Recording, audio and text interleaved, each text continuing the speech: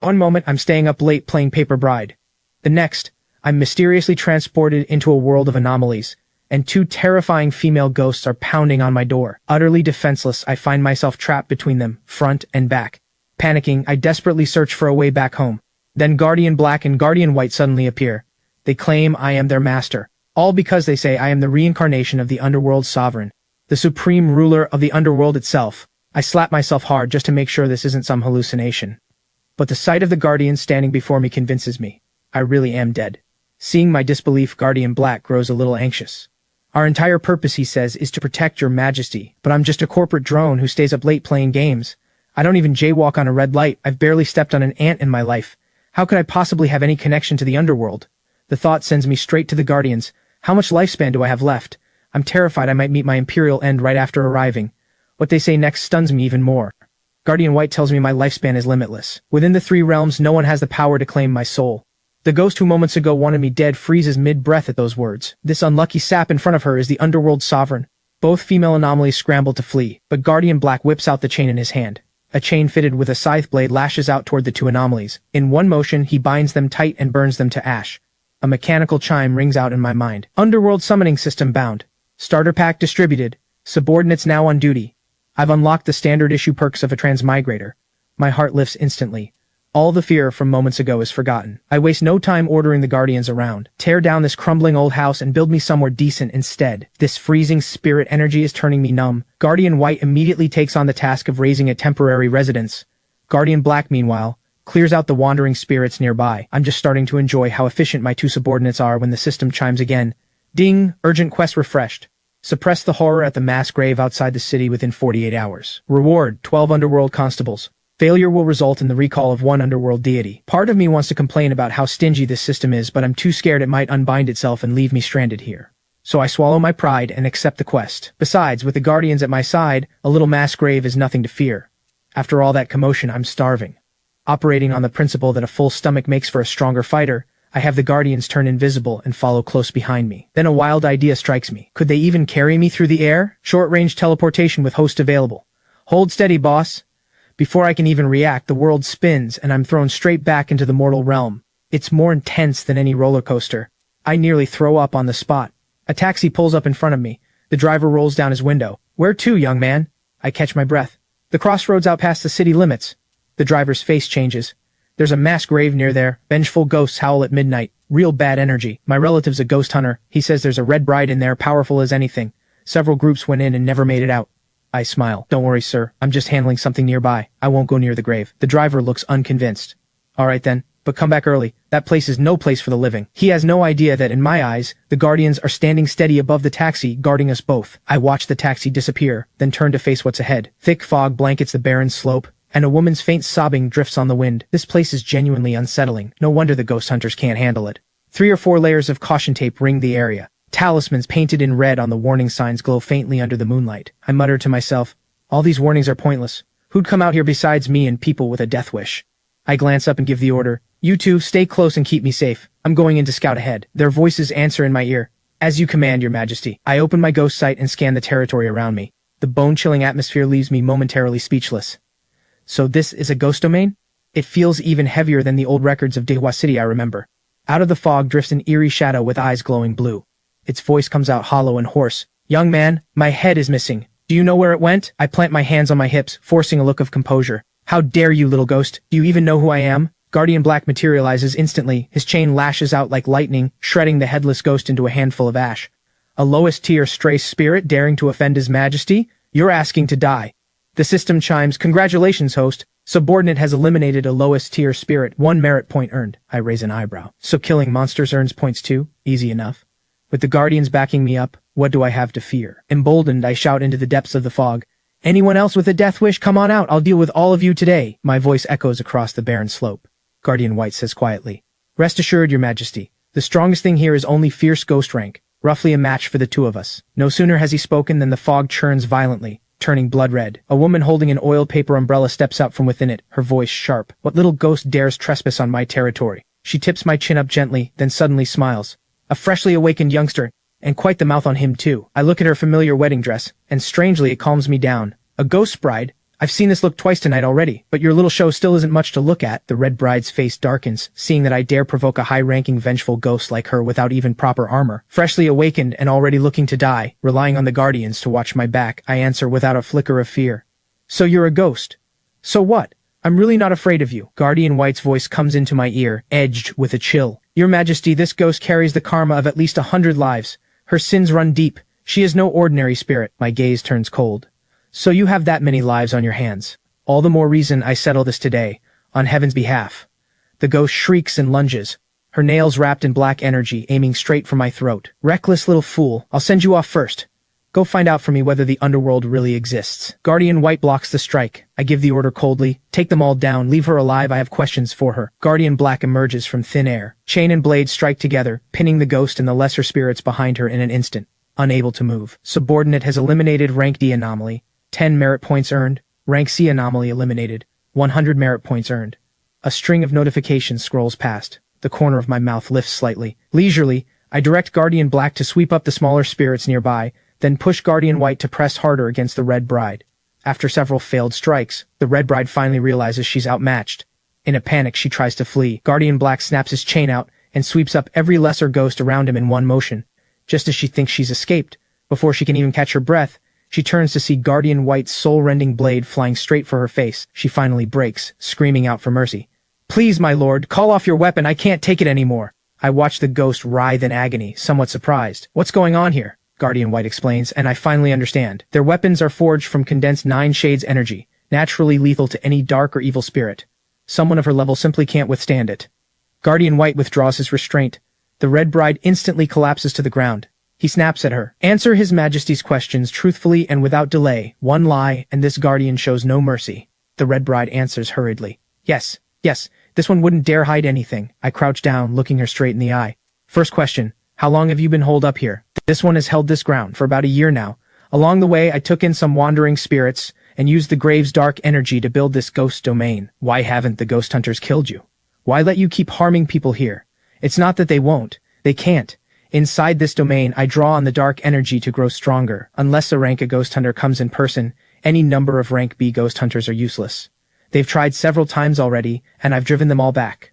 And Province has 2 rank A ghost hunters. Why haven't they been sent? My lord may not know this, but the rift to the ghost realm keeps widening. There are at least 10 rank A anomalies now, and they're too busy containing those giants. There's simply no manpower left for low-level anomalies like us. All they can spare is city-level rank B ghost hunters, and they're no match for me at all. A knot forms in my chest. The authorities have been covering this up. The crisis in Province is far worse than I thought, and the ghost hunters are stretched impossibly thin. Third question. This underworld you speak of, what is it? Does this world actually have one? This one isn't sure either, only rumors I've caught pieces of. But I can say for certain, I didn't come from that other ghost realm. I was born a ghost of this world, right here. Born here? Before the ghost realm's invasion, no one ever spoke of ghosts existing. So why do you exist now? All I know is, ever since the 2 worlds collided, the spirit energy has grown thicker, and the grudges of the dead gather far more easily. Everyone's been killing desperately just to grow stronger. Hearing this, a heaviness settles in my chest, though I don't let it show. I press on.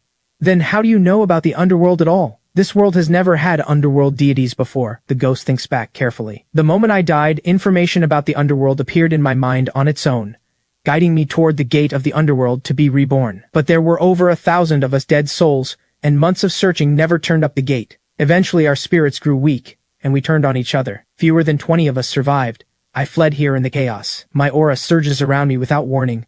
Where are the survivors now? The ghost is frightened into tears. I don't know exactly where they are, but by now they're at least rank B. Maybe even rank A. Guardian Black's voice turns dark. His Majesty is asking you a question. Hesitate again and you die. The ghost drops to her knees, pleading. Everything I've said is true. They've either been killed by ghost hunters or devoured each other. I truly don't know where they are. Seeing me still hesitate, the ghost suddenly rises and lunges toward me, her voice laced with seduction. My lord, let this one stay by your side and serve you. I know all sorts of things. I promise I can satisfy you. I look at her, puzzled. You don't recognize these 2? The ghost blinks, confused. Aren't they your contracted spirits, my lord? It seems she truly knows nothing about the underworld. Having gotten what I need, I turn and walk away without hesitation, calling back to Guardian Black. Handle this by the underworld's law. I'll wait outside. Guardian White and I leave first, leaving Guardian Black alone with the ghost in the empty graveyard. He recites, formal and unwavering, by underworld law, no spirit may linger in the mortal realm. For those who have taken innocent lives, the penalties are combined and the sentence is death. The ghost begs. Mercy, my lord, but Guardian Black shows no mercy. His chain lashes out, driving straight through her chest and locks her in place. Eyes wide with despair and defiance, the ghost asks with her last breath, "Who are you really? Why do you serve the Underworld?" Guardian Black smiles coldly. "One of the 10 marshals of the Underworld, the Soul Reaper." The ghost's scream is swallowed almost instantly by the sound of the blade cutting through air. Guardian Black kneels, pressing his palm to the ground, drawing power inward. The entire ghost domain's fog is slowly absorbed into his body. Guardian Black returns to my side to report. "Your Majesty, the ghost domain has been destroyed. The guilty soul has been executed." The system chimes right after. Ding! Quest complete. Reward, 12 Underworld Constables. Summon now? I blink. That's it? Faster than I expected. Without hesitation, I say, "Summon." The moment the word leaves my mouth, 12 figures appear out of nothing on the empty ground before me, kneeling in unison. "Greetings, Your Majesty, the Underworld Sovereign." I clear my throat. "Rise, my honored ministers." Guardian White murmurs beside me. "Your Majesty, that address is reserved for ranked underworld deities. Constables are lower in standing. A simple rise will do." My face warms slightly. So there are rules to these titles after all. I correct myself. Rise, all of you. The 12 constables stand as one. "Thank you, Your Majesty." Silently I think, "System, show me exactly what these constables can do." A system panel unfolds before my eyes. Ding!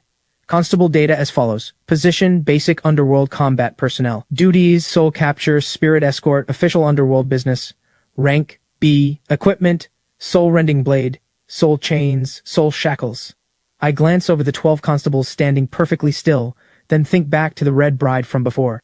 The same rank, and yet the comparison leaves me with an odd, quiet sense of reassurance. Once I summon the 10 Yama Kings, I could strut around like I own the place. As I'm already planning ahead, the system chimes again. Ding!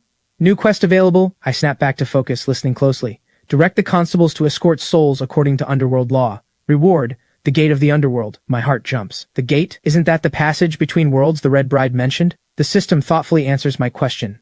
The gate of the Underworld is the official passage between the realm of the living and the dead. Souls must pass through it to enter the Underworld, and constables must pass through it to reach the mortal world. My spirits lift, and I accept the quest without a second thought. Then my face falls. There isn't a single headlight in sight. How am I supposed to get home? "Do not worry, Your Majesty. We brothers can take you back." Curious, I ask, "How? Fly or teleport?" "Either works. Which would Your Majesty like to try?" I choose teleportation. Guardian White tells me to brace myself. The next instant, my vision blurs, the ground vanishes beneath my feet, and I'm hurled forward as though caught in a gust of wind. By the time I steady myself, I'm already standing in my own home. I look around in disbelief, unable to hide my delight. "You could have mentioned this earlier. If I'd known you could teleport me straight there, I'd have saved $40 on the taxi." The rest of the constables materialize in my home as well. Guardian White explains, "Underworld laws haven't fully taken hold in this world yet. During daylight hours, we cannot use techniques that consume large amounts of dark energy." I cut him off. "We'll discuss that later. Right now, let's handle business. Black, take the constables out to gather souls. Pair up in teams of 2. Any malevolent spirit harming people, kill it without mercy. If you run into something you can't handle, send a signal. I'll have White send backup." Guardian Black turns and relays the order to the 12 constables. They answer as one, by the marshal's command. Then, one by one, they dissolve into shadow and vanish into the night. Guardian Black bows to me once, then vanishes into the sky above the high-rises. Deep in the night at Westside Middle School, a boy trembles under a desk in the corner, watching as a constable faces off against a vengeful ghost. The constable speaks. "Wretched thing, you've taken more than 10 innocent lives. Today you answer for it." He draws his blade and chain, striking down at the ghost without restraint, gouging a long, deep scar into the wall. The boy watches in terror, thinking, "Who are these two? That cold aura, it's not a ghost hunter. And it's not a night envoy either." The constable leaps high, shouting, "Bound by the soul chains? Come with me to the Underworld to face your punishment. 300 years on the Mountain of Blades to atone for your monstrous sins." The other constable, wielding the blade, releases a technique that clears every trace of dark energy from the classroom in an instant. The constable with the chain pulls out a bell and rings it. The moment the boy hidden nearby hears the sound, a splitting headache overtakes him, and he scrambles out. He begs, ringing it. "I'm human, not an anomaly." The constable looks surprised. "You're human, yet you carry a trace of spirit energy, and a faint hint of merit as well. Strange background you've got." "No matter. Anyone carrying merit isn't the type to do evil. We need to report back quickly. Let's not keep the guardians waiting." The other constable warns coldly. "Stay out of trouble. If you dare cross the line, the Underworld won't spare you." The two vanish in an instant. Shaken by what he's just witnessed, the boy flees Westside Middle School as fast as his legs can carry him. He bursts into the Ghost Hunter branch shouting, "Chief Lee, Something terrible has happened. Branch Chief Li Yu slams her hand on the desk and rises sharply. Chubby, you're supposed to be on watch at the school. Why are you back here? Chubby, out of breath, gasps. The headless anomaly, it's gone.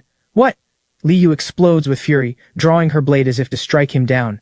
Chubby scrambles to explain. No, it didn't run. Someone caught it. Caught? Li Yu asks, unable to believe it.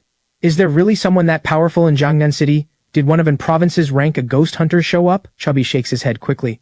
No, not a ghost hunter, and not a knight envoy either. I saw it with my own eyes. 2 people in ancient black robes took down the headless anomaly in a few moves, destroyed the entire ghost domain too. Li Yu grows tense, pressing him. Describe them exactly. What did they look like? How strong were they? They wore identical black robes and their faces were pale, almost blue-tinged. They didn't look human at all. The headless anomaly got completely overwhelmed inside its own domain. One wrap of the soul chain, one swing of the soul-rending blade, and it just couldn't hold on. Doubt stirs in Li Yu's mind. That headless anomaly was brutally difficult. Even she and 2 rank B ghost hunters together could barely fight it to a draw, and now it's been crushed with ease. She asks, suspicious. Are you sure you saw right? Could it be some new type of spirit weapon, or a hidden technique? But a moment later she falls into thought.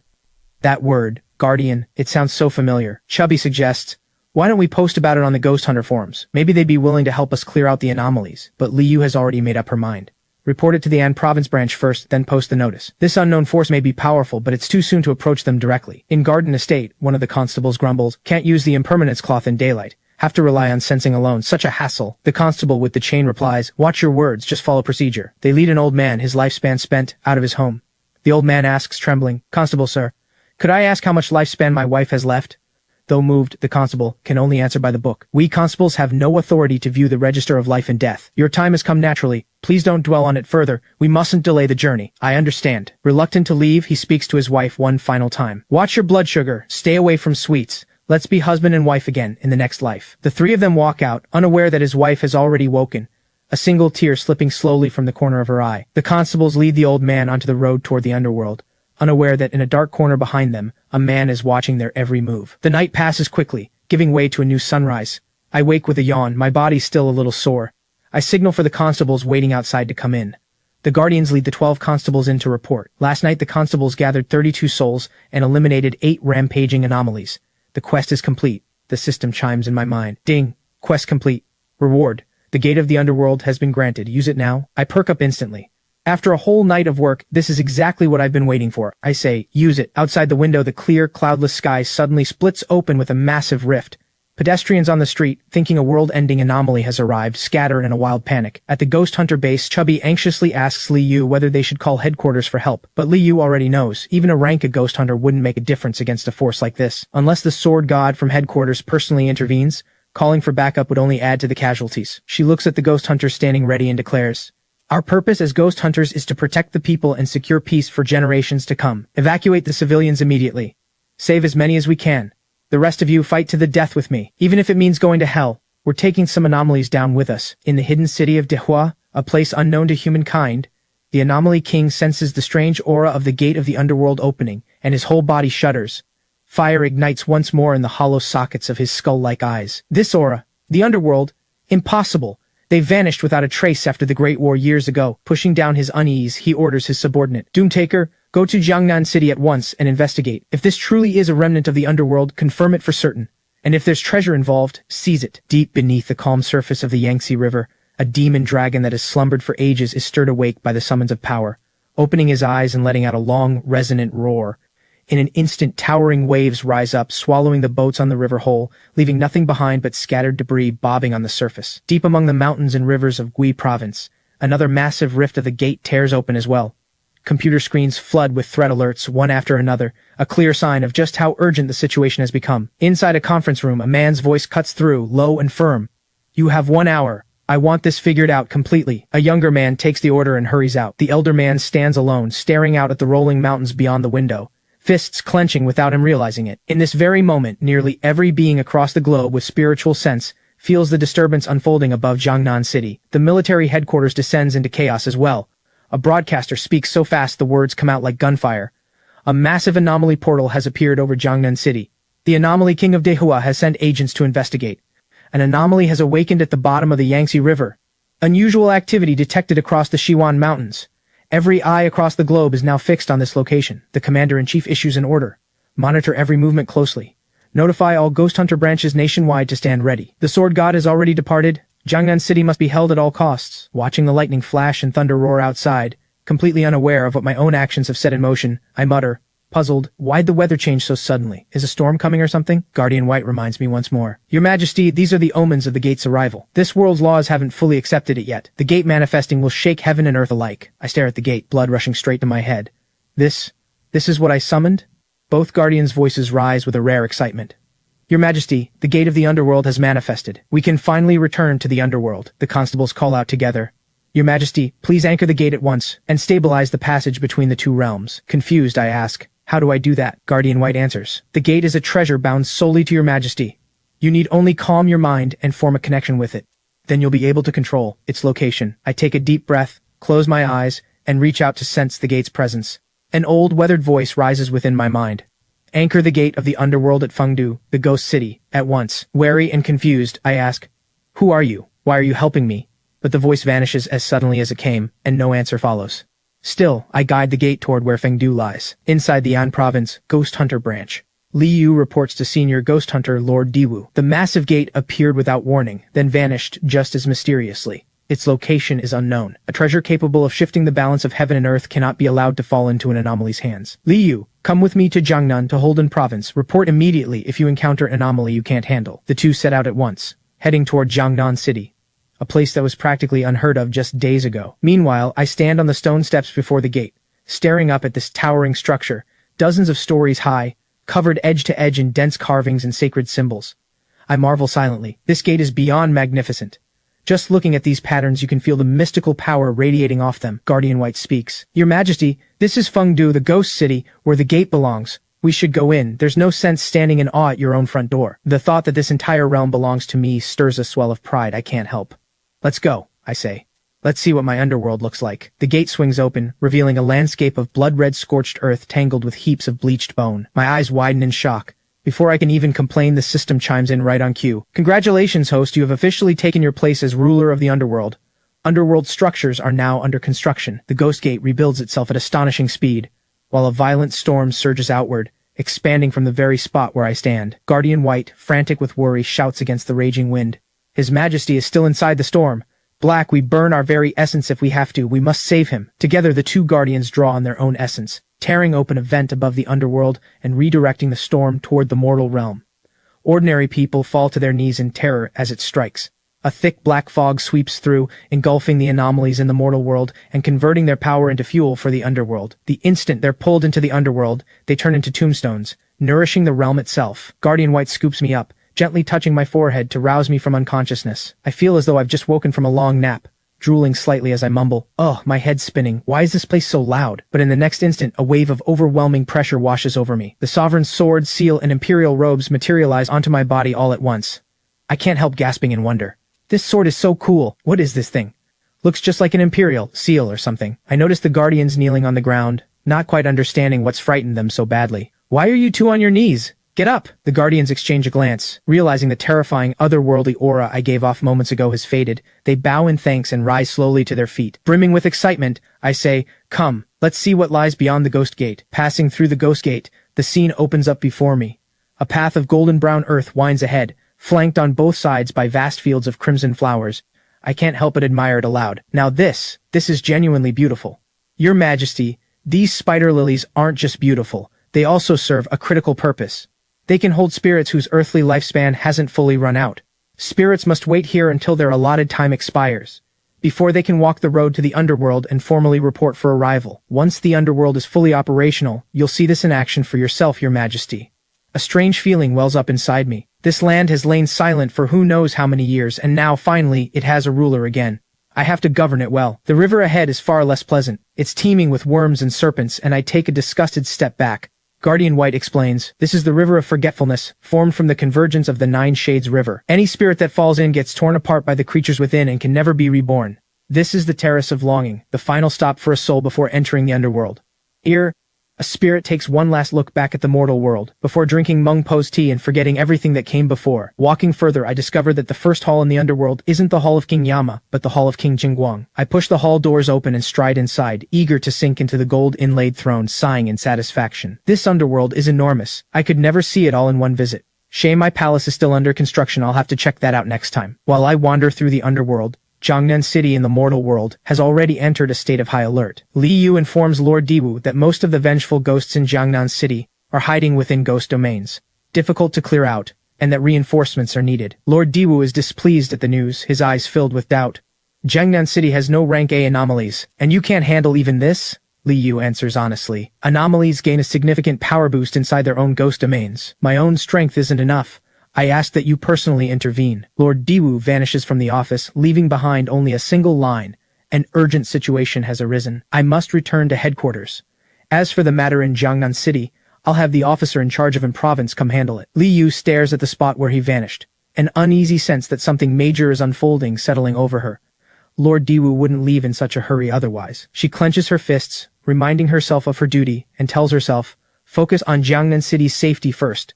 Even if it means coordinating with the province's rank of ghost hunters, I can't rely entirely on outside help. I need to try tracking down those two mysterious, powerful figures as well. Where have I heard the name Guardian before? Unlike the grim weight settling over Li Yu, I'm practically buzzing with excitement right now. The system has just released a new quest. I'm to protect the Underworld Sovereign's temple, which is about to be demolished. Reward: 50 Underworld Constables and a City God Temple. I nearly leap off the bed with excitement. 50 Constables and a City God Temple? With a temple like that, my constables can move freely, and I won't have to worry about dark energy anymore. I hurry into my clothes, summon the guardians, and set off toward the temple. I flag down a taxi. Once the driver hears my destination, he strikes up a conversation. Heard that place is getting torn down soon. They're planning to build apartments there. Worth a visit though. It's a 500-year-old landmark, after all, I say, feigning nonchalance. Just tearing it down like that? Seems like a shame. The driver sighs, rubbing his forehead. It's all because of the anomalies showing up. Used to be whenever there was a disaster or a holiday, people would go pray to the Underworld Sovereign. But praying never seemed to do any good, so people stopped believing over time. Honestly, a temple that old, tearing it down just like that really is a shame. Hearing this, I can't help but wonder if something went wrong in the underworld, or if there's some hidden story no one knows about. The taxi pulls up in front of the temple. I hand the driver a stack of bills, and before he drives off, I deliberately let the guardians reveal themselves. The driver stares at the three strange figures fading before him, dazed. Did I run into something haunted today? Why am I seeing things? I push open the heavy weathered doors and step inside slowly. Without any wind at all, the great bell begins to ring on its own, its deep toll echoing across the entire city. In the next instant, every light in the city goes dark, and the thick, lingering fog above begins to clear. Out on the streets, people seem to sense something, all of them looking up toward the temple at once, without a single word passing between them. A ghost hunter bursts into Li Yu's office, thrilled. Chief, the spirit energy inside me, it's been purified. Everything feels unusually calm now. Li Yu smiles too. Same here. This might even be enough to push me toward rank A. With this bell ringing, our odds of eliminating anomalies just went up significantly. Li Yu gives the order, find the source of that bell immediately. This could be the key to turning the tide against the anomalies. After her subordinate leaves, Li Yu sits in thought, reflecting on the strange events lately, sensing some hidden connection between them all, the mysterious figures in black, the massive thunder in the sky, and now, today's bell. Something about Jiangnan City's sky feels different now. But exactly what's changed, she can't quite put her finger on. I find the temple's sole caretaker and ask him, Old sir, I walked the whole way here and didn't see anyone else coming to pay respects. Does no one ever come here anymore? The old caretaker sighs as he wipes down the offering table. Nobody believes in the Underworld Sovereign anymore. This great temple, and now it's just an old man like me left tending it. What brings you here, young man? I'm here to light incense. The caretaker's eyes widen in shock. There are still people out there who believe in this? Of course, I say with conviction. Legends don't come from nothing. The underworld might genuinely exist, it just hasn't been time for it to reveal itself yet. The caretaker takes my hand and leads me to the altar. To his astonishment, the moment I arrive, the candles on the altar burst into a roaring flame, even though to save money he never lit a single candle this morning. The old man raises a bundle of incense toward me, his voice trembling as he asks, Young man, who are you, really? The way you look, it's just like the stone statue of the Underworld Sovereign. There's a real resemblance. Right there in your brow. The old caretaker pats my shoulder, relief in his eyes. Hurry and light your incense, he says. You and his majesty share a bond. He'll surely watch over you. I walk up to the towering statue of the Underworld Sovereign and offer 3 sticks of incense, torn between laughing and crying inside, because this is the first time I've ever burned incense for myself. Beside me, the old caretaker says, Take some photos while you can, young man. The government's tearing this place down soon. I've guarded this temple my whole life, and now all I can do is watch it fall. I'm sorry. Sorry to these underworld gods. As he speaks, tears spill down the old man's face. His grief is real. The words leave me before I can stop them. You haven't failed them, old man. They failed you. A lifetime of devotion like yours deserves respect. The old man waves his hands in panic. Don't say such disrespectful things. The gods might get angry. But I only grow more certain. If a god is that petty, he doesn't deserve worship. Don't worry, the old man murmurs. I only hope His Highness the Underworld Sovereign truly exists, and can bring peace back to this world. Guardian Black and Guardian White appear at my side. The three of us bow deeply to the old man in respect, and the temple itself seems to sense it, shuddering violently. Startled, the old man rushes to pull me up. What are you doing, young man? Bowing to an old fool like me, you'll shorten my life. I look at him, dead serious. You've earned this. On behalf of the gods and the people, I thank you for the compassion in your heart. His eyes redden. He wipes at the corner of his eye, voice trembling. Good child. Hearing you say that, my whole life feels complete. Watching him, my resolve hardens. I will save this temple. I take his rough, cracked hands in mine. Old man, I promise you, this temple will stand. Guardian Black and Guardian White raise their hands and point toward him through empty air, channeling a shield of underworld energy strong enough to ward off any anomaly below rank A. One that can also trigger a rescue signal if he's ever in danger. Call it our gift, a thank you for a lifetime spent tending this temple. On the way home, I can't stop turning the problem over in my mind. The government's ordered the temple torn down, and on the surface, I'm just an ordinary man. Stepping in directly won't do a thing. But ghost hunters hold real power in this world. Maybe I can get them to save the temple instead. I summon Guardian Black and Guardian White and order them to the Ghost Hunter branch in Jiangnan City to make sure the temple survives. But Guardian White worries. His white face and tall hat, and Guardian Black's face as dark as soot, are far too conspicuous. Showing themselves recklessly would break the golden rule. Stay low, grow strong. If they catch the attention of the Ghost Hunter's top brass, it could spell trouble for me. It hits me too. Plenty of powerful people in this country study the old texts. If some rank S expert out there already knows who the Guardians are, we're in trouble. Guardian White speaks up. Your Majesty, the rank-and-file constables are far less recognizable. Let them deliver the message instead. No one will look twice. Pleased, I nod. Just what I'd expect from you. This plan is yours to run. See that it's done without a hitch. Your humble servants won't fail you, they say in unison. Then dissolve into 2 wisps of smoke and vanish, slipping straight into the Ghost Hunter branch. Inside the branch, agents rush to report to Li Yu, one after another, buzzing with excitement. The anomalies inside their bodies have gone completely quiet lately. Every sign they were about to spiral out of control simply gone. Some even feel like they're on the verge of ranking up. And that's not all. The patrol teams have noticed something too. The toughest, most stubborn anomalies have simply vanished, leaving behind only newly spawned, weak ones, already hunted down and wiped out. Chubby thinks back to that strangely booming bell from earlier and floats a theory. Chief, could it be that bell from today? The anomalies inside us all got suppressed. Maybe the really vicious ones out there got shaken too. Maybe even wiped out. Li Yu calls out for the agent she sent to investigate the day before. Chao Feng, where's Chao Feng? Chao Feng steps out of the crowd looking pleased with himself. Chief, I traced the bell. Guess where it came from? Li Yu's foot snaps out and sends him flying several meters, her voice sharp with fury. Spit it out. Play games with me again and I'll show you exactly what pain feels like. Face twisted in pain, Chao Feng gives up the act fast. It's the Underworld Sovereign's temple outside the city. I talked to everyone living nearby, even had the police help with the search. Every single one of them confirmed it. Only that bronze bell in the temple can make that sound. I went and cross-checked several households near the temple myself. Every story matched. There's no mistake. Li Yu's voice drops low. You're certain it's the Underworld Sovereign's temple? Terrified of another kick, Chao Feng swears fast. I stake my life on it. Every word is true. This is too important. I wouldn't dare be sloppy. Li Yu grows only more baffled. If the underworld really exists, why would it stand by while anomalies run rampant? Either way, she orders first squad to move out, to investigate the temple with her, while the rest hold the line hunting and watching for anomalies. Just as they're about to leave, Li Yu's brow tightens. A thin mist has crept in from nowhere. Every agent snaps to alert, anomaly powers primed and ready, until one of them sees something that nearly stops his heart. 2 pairs of blood-red eyes, staring out from the fog. As the fog slowly thins, every heart in the squad climbs into their throat. No one knows what danger it's hiding. Li Yu draws her blade, bracing for the worst. But when the owners of those crimson eyes finally step forward, all anyone sees are 2 ordinary-looking men in black, bowing politely with cupped hands. Startled and furious, Li Yu snaps, "Who are you? Why are you skulking around here playing ghost tricks?" The 2 constables step forward slowly. "Our master sends us with a message for you, miss." Li Yu's grip tightens on her sword hilt, a jolt of alarm running through her. Could their master be the one behind that mysterious bell? Who is your master? What business does he have? His name is not ours to share. We mean no harm. We've come hoping you'll help save the Underworld Sovereign's temple. That temple again? What is actually hidden in there? So your master wants the government to stop the demolition? You're sharp, miss, that's exactly it. If this is his request, why doesn't he come himself? Forgive my bluntness, but at your current standing, you don't yet rank high enough for our master to appear in person. Your master certainly carries himself with quite the airs, so tell me, what rank would it take to earn an audience? That temple sits on a huge stretch of land the government has been planning for years. If I halt the project on nothing but your word, I'll have a hard time explaining it upstairs. Why not let me meet your master and discuss this face too? A constable cuts her off, voice cold. Enough! Sensing his temper rising, Li Yu wisely drops the negotiation and simply says, "Fine, I agree to your master's request. Tomorrow, I'll have the government halt the demolition." The blade-wielding constable sheathes his weapon, calm restored. The chain-wielding one says flatly, "Much appreciated, miss. We'll take our leave now." A massive black vortex tears open above everyone's heads and a thunderous voice rumbles out of it.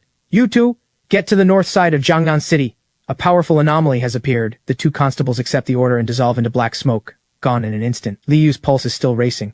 She can tell that voice belongs to something 100 times more terrifying than the two constables. The gap between them is nothing short of an ant standing before a dragon. She's only ever felt this kind of pressure once before. From the sword-carrying man in the gray robe, Qiao Feng blurts out, "Chief, should we go help take down that anomaly? If a being that strong calls something powerful, it's nothing to underestimate." Li Yu decides on the spot to move in and back them up. The whole squad mobilizes at once, piling into armored vehicles and speeding off toward the north side of Jiangnan City. Back in the Great Hall, Guardian White appears without a sound, quietly pleased by how thoroughly he's rattled Li Yu. He's decided to let the 12 Underworld Constables use this Rank A anomaly for training. To him, anomalies are nothing new. Countless have come and gone. But this is the first one in nearly a century to catch even a flicker of his interest. High above the city, the Rank A anomaly leaves disaster in its wake. Inside an apartment building, a man stares out in sheer terror, with no idea what kind of monster he's even looking at. The creature's body is massive, the size of a starship, blotting out the sky as it moves, its long tentacles writhing and dozens of compound eyes spinning restlessly. The moment Li Yu steps out of the vehicle, she comes face to face with it. Taking in its sheer size, her pupils contract. This has to be a top-tier Rank A anomaly. She barks orders to evacuate the surrounding civilians. No casualties, not on her watch. The anomaly moves like a herald of the apocalypse, tentacles lashing out without restraint, smashing into towers and houses alike, setting off explosion after explosion. A shrill, bone-chilling shriek tears from its fang-lined mouth. The shockwave alone flattens half the city. Smoke hanging thick in the air long after. That's when the 12 Underworld Constables arrive, cutting through the haze, fully armed and battle-ready, closing in slowly to surround the colossal anomaly. The lead constable roars, "Formation, cut it down! Don't let it touch a single innocent life." The anomaly lets out a long howl and lashes its tentacles at them, but the constables move as one, dodging the attack with ease.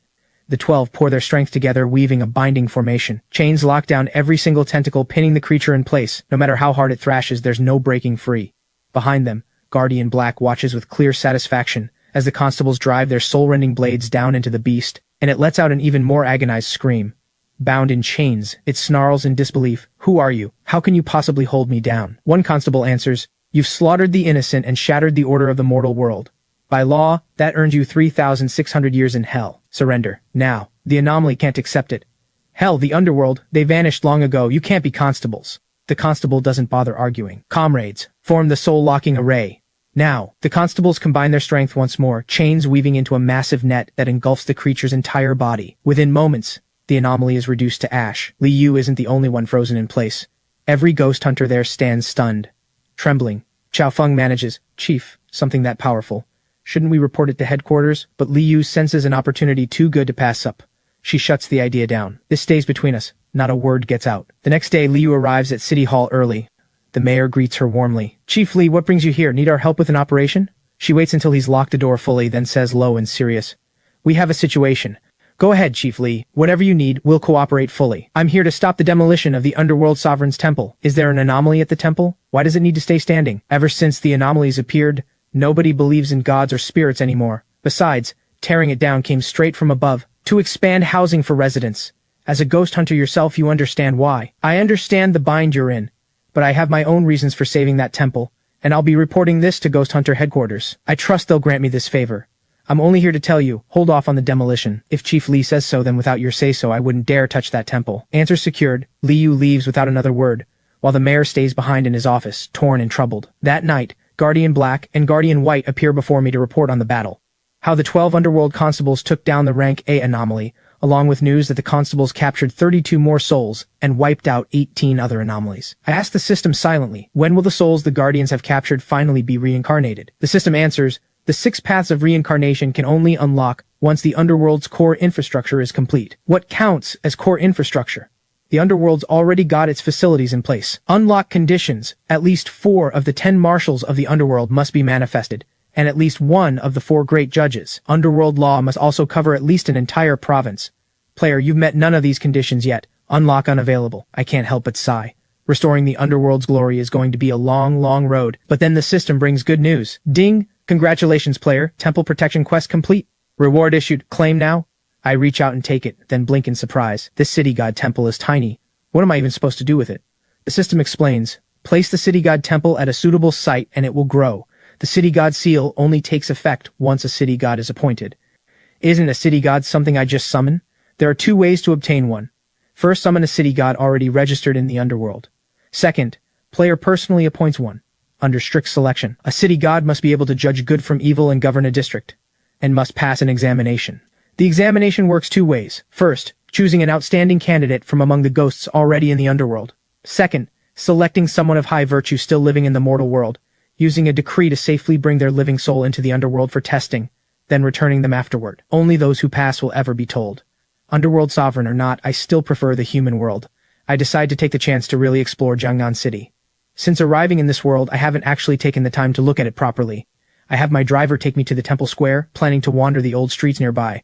Watching the empty, lifeless square along the way, an idea forms. I'm going to turn this place into a city god temple. I pull out my phone and dial the number posted on a sign outside the loft. On the other end, a woman with a graceful voice picks up, unbothered by the interruption. Hello, who's calling? I get straight to the point. Sorry to bother you out of nowhere. Is that loft across from the Underworld Sovereign's temple still for sale? You want to buy my property? She asks. That's right, I say. Just wondering roughly how much. She sounds doubtful. You do know the temple's about to be demolished, right? Once it's gone, the square and the old street lose every bit of commercial value. You're still sure you want it?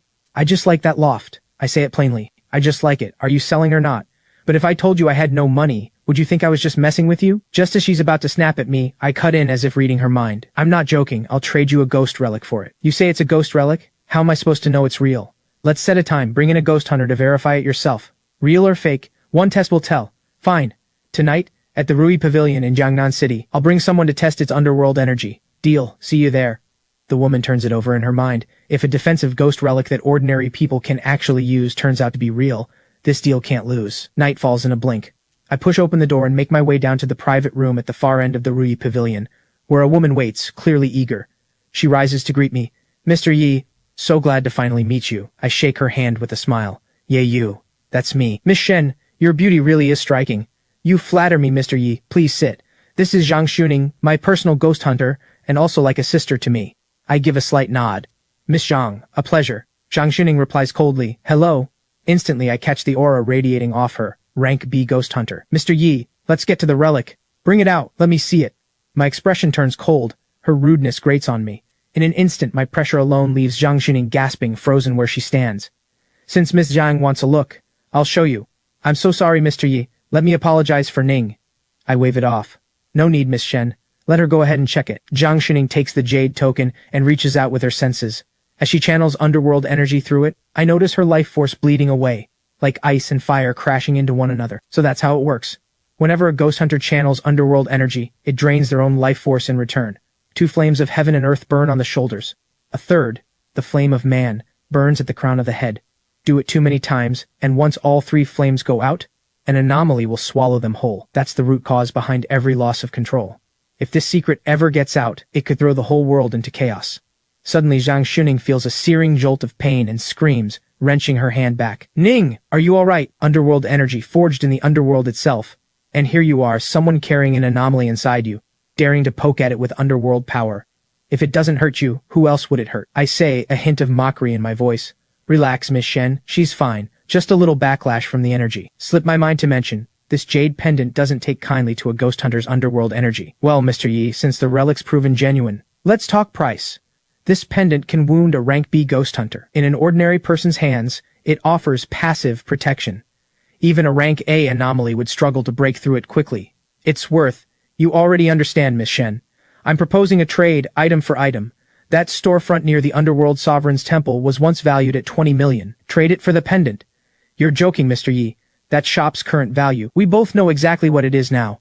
Nowhere near enough for a life-saving relic like this. So, Mr. Yi, what price would you consider fair? This woman looks oddly familiar. Maybe I've seen her on TV somewhere. Transfer the shop into my name, plus 10 million in cash. That's the deal. My final offer. Deal. We'll settle at that price. I brought the transfer contract with me. The 10 million can be wired to you whenever you're ready. I sign my name just as the servers finish laying out the full course of dishes. Miss Shen locks the pendant away in a safe. The pendant's mine now. The property deed will be ready tomorrow. The three of us finish out the rest of the meal, the mood a little strained the whole way through. Outside the restaurant, Shen Qingyan notices me about to hail a cab and offers, "Let me drive you. It's easier." A small spike of relief. It saves me the hassle. I agree without hesitation. "Ning, bring the car around." Shen Qingyan points out where it's parked. Reluctant but obedient, Zhang Shuning goes to start the car, expression icy, and pulls it around to the entrance. "After you, Mr. Yi." What could this man possibly have going for him? My mistress never rides in a car with strange men. Before getting out, I glance at Shen Qingyan with a faint smile. "Thanks for the ride, Miss Shen. It's late, not exactly safe out here. Head home soon, all right?" "Of course, tomorrow I'll bring you the property deed, along with the keys to the shop." "Good night, Mr. Yi." A while after driving off, Shen Qingyan finally asks, "Ning, you keep staring at me. Is there something on my face?" Zhang Shuning doesn't hold back. "You've been acting strange today." "How so?" "You were way too nice to that Mr. Yi. Driving him home yourself, no less. Don't tell me you've fallen for him." Shen Qingyan's face flushes red. "Just focus on driving." Truthfully, even Shen Qingyan is puzzled by herself. This is only their first meeting, so why can't she stop thinking about him? Watching 10 million land in my account, a rush of excitement hits me. I decide right then, renovate the loft across from the temple first and turn it into a tea house. Give up the rental unit. Set aside a sum of money for the old caretaker at the temple. Then, using Jiangnan City as the center, spread underworld law outward. Unlock the 6 paths of reincarnation as fast as possible. I call out to the system, buzzing with excitement. "We shall go to the hall of King Qingguang." I step through the portal the system opens for me, and I appear inside the fully restored hall of King Qingguang, wrapped in swirling black mist. Back in the underworld, my clothes shift with every step, my ordinary attire dissolving into the flowing robes of a sovereign. I stride slowly up to the throne at the center of the hall, and take my seat secretly thrilled. This whole royal entrance thing, absolutely showing off and loving every second of it. The rest of the constables, seeing me return, drop into a bow all at once, voices ringing out together. "Greetings, your majesty!" I raise a hand, calm. "Rise. Any incidents in Jiangnan City last night? How many anomalies appeared?" Guardian White reports, "Your majesty, Jiangnan's territory reported nothing out of the ordinary. 18 disturbances were cleared yesterday. 22 souls were guided across. Well done, all of you. If there's nothing further, return to your training." I dismiss the rest of them. Guardian Black and Guardian White remain behind. "White, I'm planning to appoint a city god. Where do you think the city god temple should be?" "What about Jiangnan City?" Guardian White offers his thoughts. "Your majesty, with you personally watching over Jiangnan, a city god there would add little. Neighboring Jinjiang City would be a far better fit. There have been rank A anomaly sightings there. A newly appointed city god could hunt them down, expanding the underworld's reach, and doubling the territory under underworld law. Constables would gain free passage there too, to capture souls and hunt down ghosts." Thoroughly pleased, I agree. "You'll handle finding a qualified candidate in Jiangnan City. Bring them back to the underworld for testing. Once they pass, we shall appoint them city god." Guardian White accepts the order, then adds, "Might your majesty also grant a passage decree, so the constables can safely escort a living soul into the underworld?" With a light raise of my hand, I summon the city god seal, then condense a decree covered in pardons and press the seal onto it. I hand both items to Guardian White. Guardian White accepts the passage decree, bowing deeply in thanks.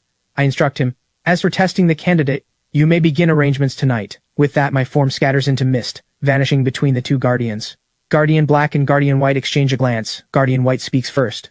"Black, let's head to the mortal world and start scouting candidates across Jiangnan and Xinjiang." Under the soft morning light, I'm wandering the streets aimlessly, taking in the scenery, when my phone suddenly rings. I pick up and ask, "Hello, Miss Shen, what can I do for you?" Shen Qingyan says, "Mr. Yi, the property deed and shop keys are ready. Where are you right now?" A faint smile tugs at my lips.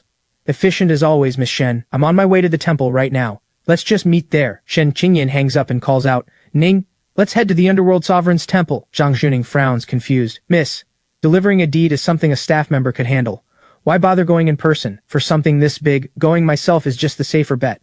"I've never seen you this eager. Not even over deals worth hundreds of millions." Meanwhile, Chao Feng and Li Yu are also on their way to the temple. Chao Feng asks, curious, "Chief, what's the connection between those two powerful figures and the temple? Why do they want it saved?" A blade of light flicks from Li Yu's fingertip and hovers above Chao Feng's head, a clear signal to stop talking. She's made up her mind. She'll investigate the mysterious bell, and the reason those two mysterious figures are protecting the temple, herself. Zhang Shuning strolls through the temple grounds, lost in thought. Since the anomalies descended, the gods of the underworld never lifted a finger to protect humanity. Instead, it's fallen to the ghost hunters to defend the mortal world. Shen Qingyan, meanwhile, still thinks the underworld is nothing more than a legend. The two women wander leisurely through the grand temple grounds, eventually stepping into the Hall of Heavenly Kings. At the sight of 3 sticks of incense still smoldering, something in Shen Qingyan stirs. Her eyes well up with tears. A temple over 500 years old, and they're just going to tear it down. In the old days, no one would have dared. Zhang Xuning suddenly notices something about the enshrined statue of the Underworld Sovereign. It bears an uncanny resemblance to me. Shen Qingyan can't help but step closer to study it herself. This statue has stood for centuries, and yet it really does look just like me. Zhang Xuning even speculates that I must be a descendant of the Underworld Sovereign. That's why the resemblance is so striking. Terrified of offending me, Shen Qingyan quickly hushes her. She sends Zhang Xuning out to buy some spirit money and incense. A sudden, powerful urge washes over her. She wants to bow before the Underworld Sovereign himself. Zhang Xuning finds it strange, but does as she's told anyway. While she waits, Shen Qingyan cram reads everything she can find about the Underworld Sovereign, growing more astonished with every line. The 10 Yama kings, the 4 great judges, the 5 ghost emperors, a million spirit soldiers. It's an entire empire she never imagined. The whole system is so complete, so precise. Maybe, just maybe, it's all actually real. Right as doubt and belief war inside her, I walk in from outside, Zhang Xuning at my side. Mr. Yi, what brings you here? Hello, Miss Shen, I say. I just reached the square when I ran into Miss Zhang. She mentioned you wanted to pay respects to the Underworld Sovereign, so I came to see for myself. Shen Qingyan's eyes light up. Are you a devotee of His Majesty, Mr. Yi? Privately, I find it strange. Why would Shen Qingyan go to such lengths to come worship the Underworld Sovereign? The gods of the Underworld haven't had a single believer in ages. Sensing my confusion, Shen Qingyan explains, incense held in both hands. The businesses around this temple have made me a fortune, since I'm already here. Might as well pay my respects. If nothing else, it settles the mind. Zhang Xuning keeps stealing glances at me, and the longer she looks, the more I seem to match the statue's face. Watching Shen Qingyan bow before it now feels to her, oddly like watching her bow to me. The moment the 3 of us finish, the system chimes in. Congratulations, player. You've received your first formal worship from a mortal. The path of ascension through worship is now open. My pupils blow wide. I can hardly believe what I just heard. Reward: 100 Underworld Constables. 10 system draws granted. Ding, player has received devotion. Reward: 0.5 merit points. Reward after reward flashes before my eyes, dazzling. Shen Qingyan asks, puzzled, Mr. Yi, why do you keep punching over? I laugh it off sheepishly, pretending I'd simply drifted off. Can't lose focus while bowing to the gods. A little more sincerity is in order. Miss Shen, most people across the whole country don't believe in any of this anymore. Why do you still hold on so firmly? The gods are always watching, 3 feet above your head. For anything we can't fully explain, a little respect never hurt anyone. Thinking about the rewards she and Zhang Xuning just handed me without even knowing it, I can't wipe the grin off my face. Deep down, I'm hoping these 2 lucky charms come back and worship twice more. Zhang Xuning cuts in. Miss, your father just arrived at the office. He says there's something urgent to discuss. Shen Qingyan gives me a lingering, reluctant look and waves. I have to run. Something's come up. Watching the 2 of them walk away, I can't hold back my excitement any longer. I bolt back to the rented room, desperate to summon the system and get answers. System, get out here! What exactly does the path of ascension through worship mean? Does every act of worship make me stronger? Correct, player. The path of ascension through worship requires devotees. Only through their worship can you wield your power beyond the underworld. Without it, your power is confined to the underworld alone. Nice. So why did Miss Shen and Zhang Xuning trigger different rewards? The system explains. Their merit point contributions differ. Merit points are awarded based on the depth of one's devotion, ranked from ordinary to devoted to fanatical. Each individual believer can generate merit points up to 4 times per month. Can these draws actually give me an underworld deity? Yes. With good luck, you could draw one of the 10 Yama kings, or one of the 5 ghost emperors. Friendly reminder. Your very first draw carries a luck bonus. Draw now? Without a moment's hesitation, draw. Obviously. Player holds 10 draws. Use all 10 at once? Is that even a question? All 10. Now. Drawing now. The system flickers through result after result, then finally lands on one line. Congratulations, player. You've won 1 pack of baby diaper bags. I explode. System, are you serious right now? The system replies, flat and cold. If player doesn't want it, the reward can be reclaimed. Resigned, I bend down to pick up what turns out to be a strip of condoms on the ground. And that's when a burst of golden light flashes before me. Congratulations, player. 100 merit points obtained. Congratulations, player. 1 set of diapers obtained. Congratulations, player. 50 Underworld Constables obtained. Congratulations, player. 200 merit points obtained. Congratulations, player. 100 ghost steeds obtained. Congratulations, player. 5,000 merit points obtained. Congratulations, player. 300 virtue points obtained. Congratulations, player. Oxhead, one of the 10 marshals of the underworld, obtained. Staring at that final reward, I'm too stunned to speak. Even the system seems quietly amazed at player's luck. It pulls up Oxhead's profile and asks, summon now? Cautiously, I say, pull up his file first. And what exactly is a ghost steed? The system answers, ghost steed, an underworld mount, twin green flames for eyes, blazing speed, strong defense. When ridden together by underworld soldiers and constables, combat strength doubles. Ox Head, one of the 10 marshals of the Underworld. Rank A weapon, the blazing steel trident, also known as Ah Pang. In life, he disrespected his own parents. In death, he became a marshal, tasked with patrolling and hunting down fugitive souls. A complicated character, capable of compassion, but also fond of taking advantage where he can. Rank A. I repeat the word silently in my head, take a deep breath, and make my decision. Summon Ox Head. The system's glowing screen collapses in on itself, folding into a swirling black array. Thick black mist billows from its center, and from deep within the vortex rises a massive figure, a towering form with the head of an ox and the body of a man. Marshal Oxhead drops to one knee. Greetings, your majesty. Wanting to start things off on the right foot, I use his nickname instead. Rise, Apang.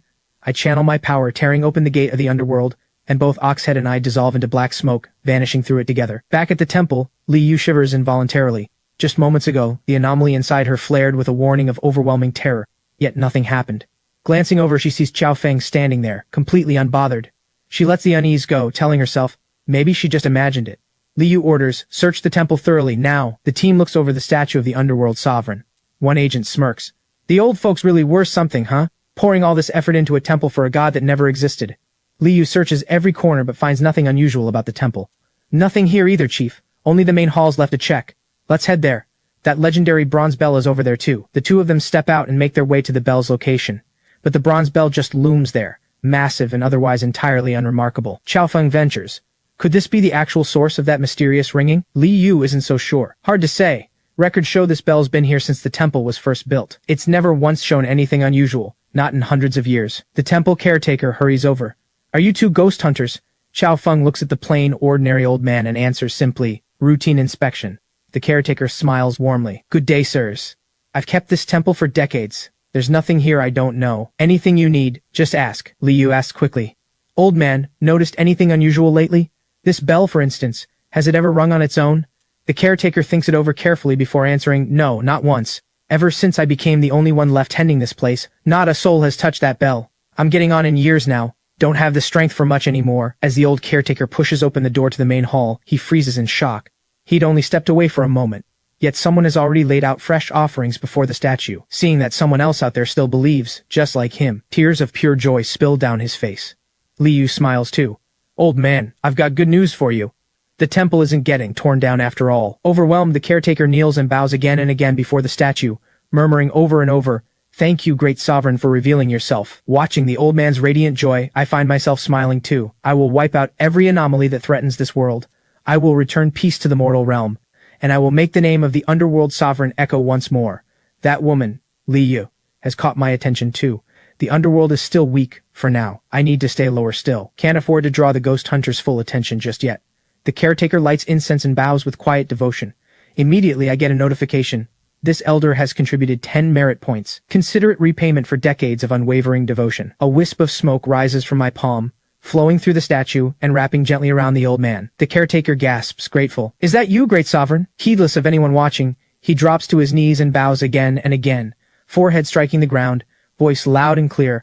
This humble old man thanks the great sovereign for his mercy. May you reign eternal. I summon the 100 new Underworld Constables the system just granted me. I call forth the ghost steeds as well. They kneel obediently around me, docile and still. I give the order. 50 constables hold the ghost gate. The remaining 50 guard the hall of King Qingguang, as you command. Meanwhile, Guardian Black and Guardian White stroll through the mortal world. Guardian White sighs. Morals have fallen so far. Every soul here reeks of sin, not a single trace of merit's golden glow. Inside one house, a man beats his wife without a shred of restraint. Guardian Black bristles with disgust. Scum like him falls into my hands, I'll make him roll through the mountain of blades 1,000 times over. Guardian White holds him back. Black, his time hasn't come yet. We can't touch him. Not until his life runs its course, and the constables bring him in for judgment. Guardian White suddenly stiffens. He's just sensed the presence of someone with tremendous virtue. The two of them arrive at a window. Guardian White points to an old man inside, whose body radiates a dense, brilliant glow of merit. Merit is a gift bestowed by heaven and earth alike, granted only to those whose generosity and kindness run truly deep. In his mind, Guardian White has already marked this man as their city god candidate. Guardian Black's face lights up too. The two of them slap palms together, celebrating their luck. As Guardian White scans through the old man's entire life, he discovers his merit alone could ward off a rank A incident, and even strike back against anyone foolish enough to attack him directly. Guardian Black suggests they dig through his history. If nothing turns up wrong, they'll record it and report to His Majesty tomorrow. He's a retired teacher. A lifetime spent teaching, shaping young minds. Most of his salary, given away to help students in need. Even after retiring, he kept tutoring, for free.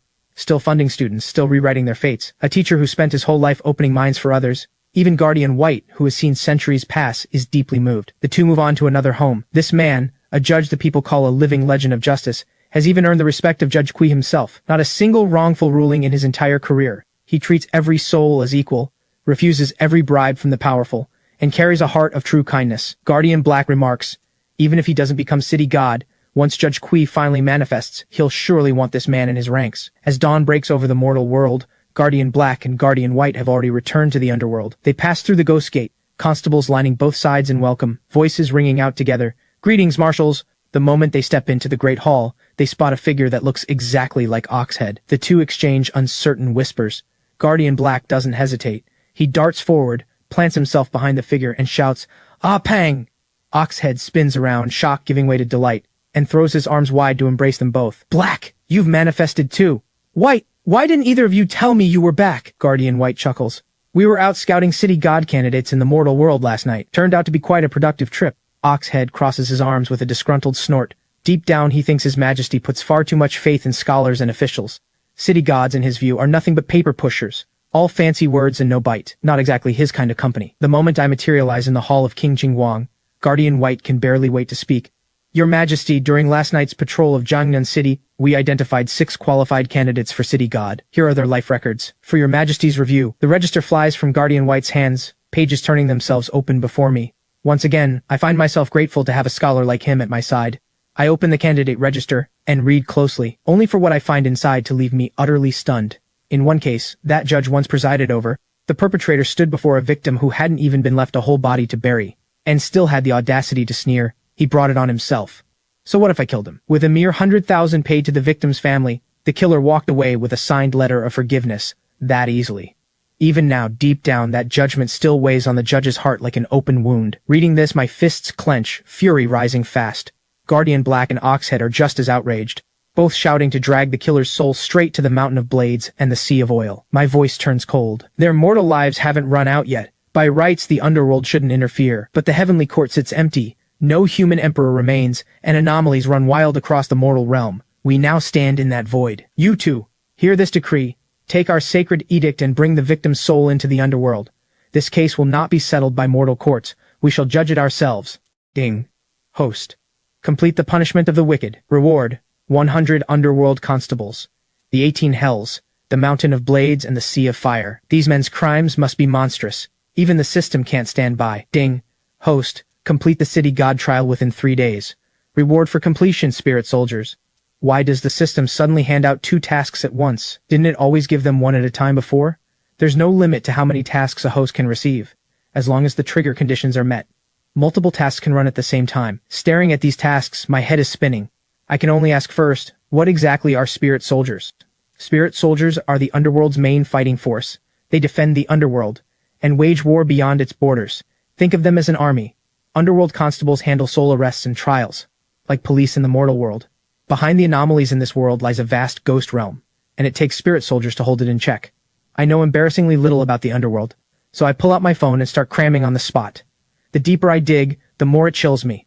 Turns out city god temples are divided into 4 bureaus.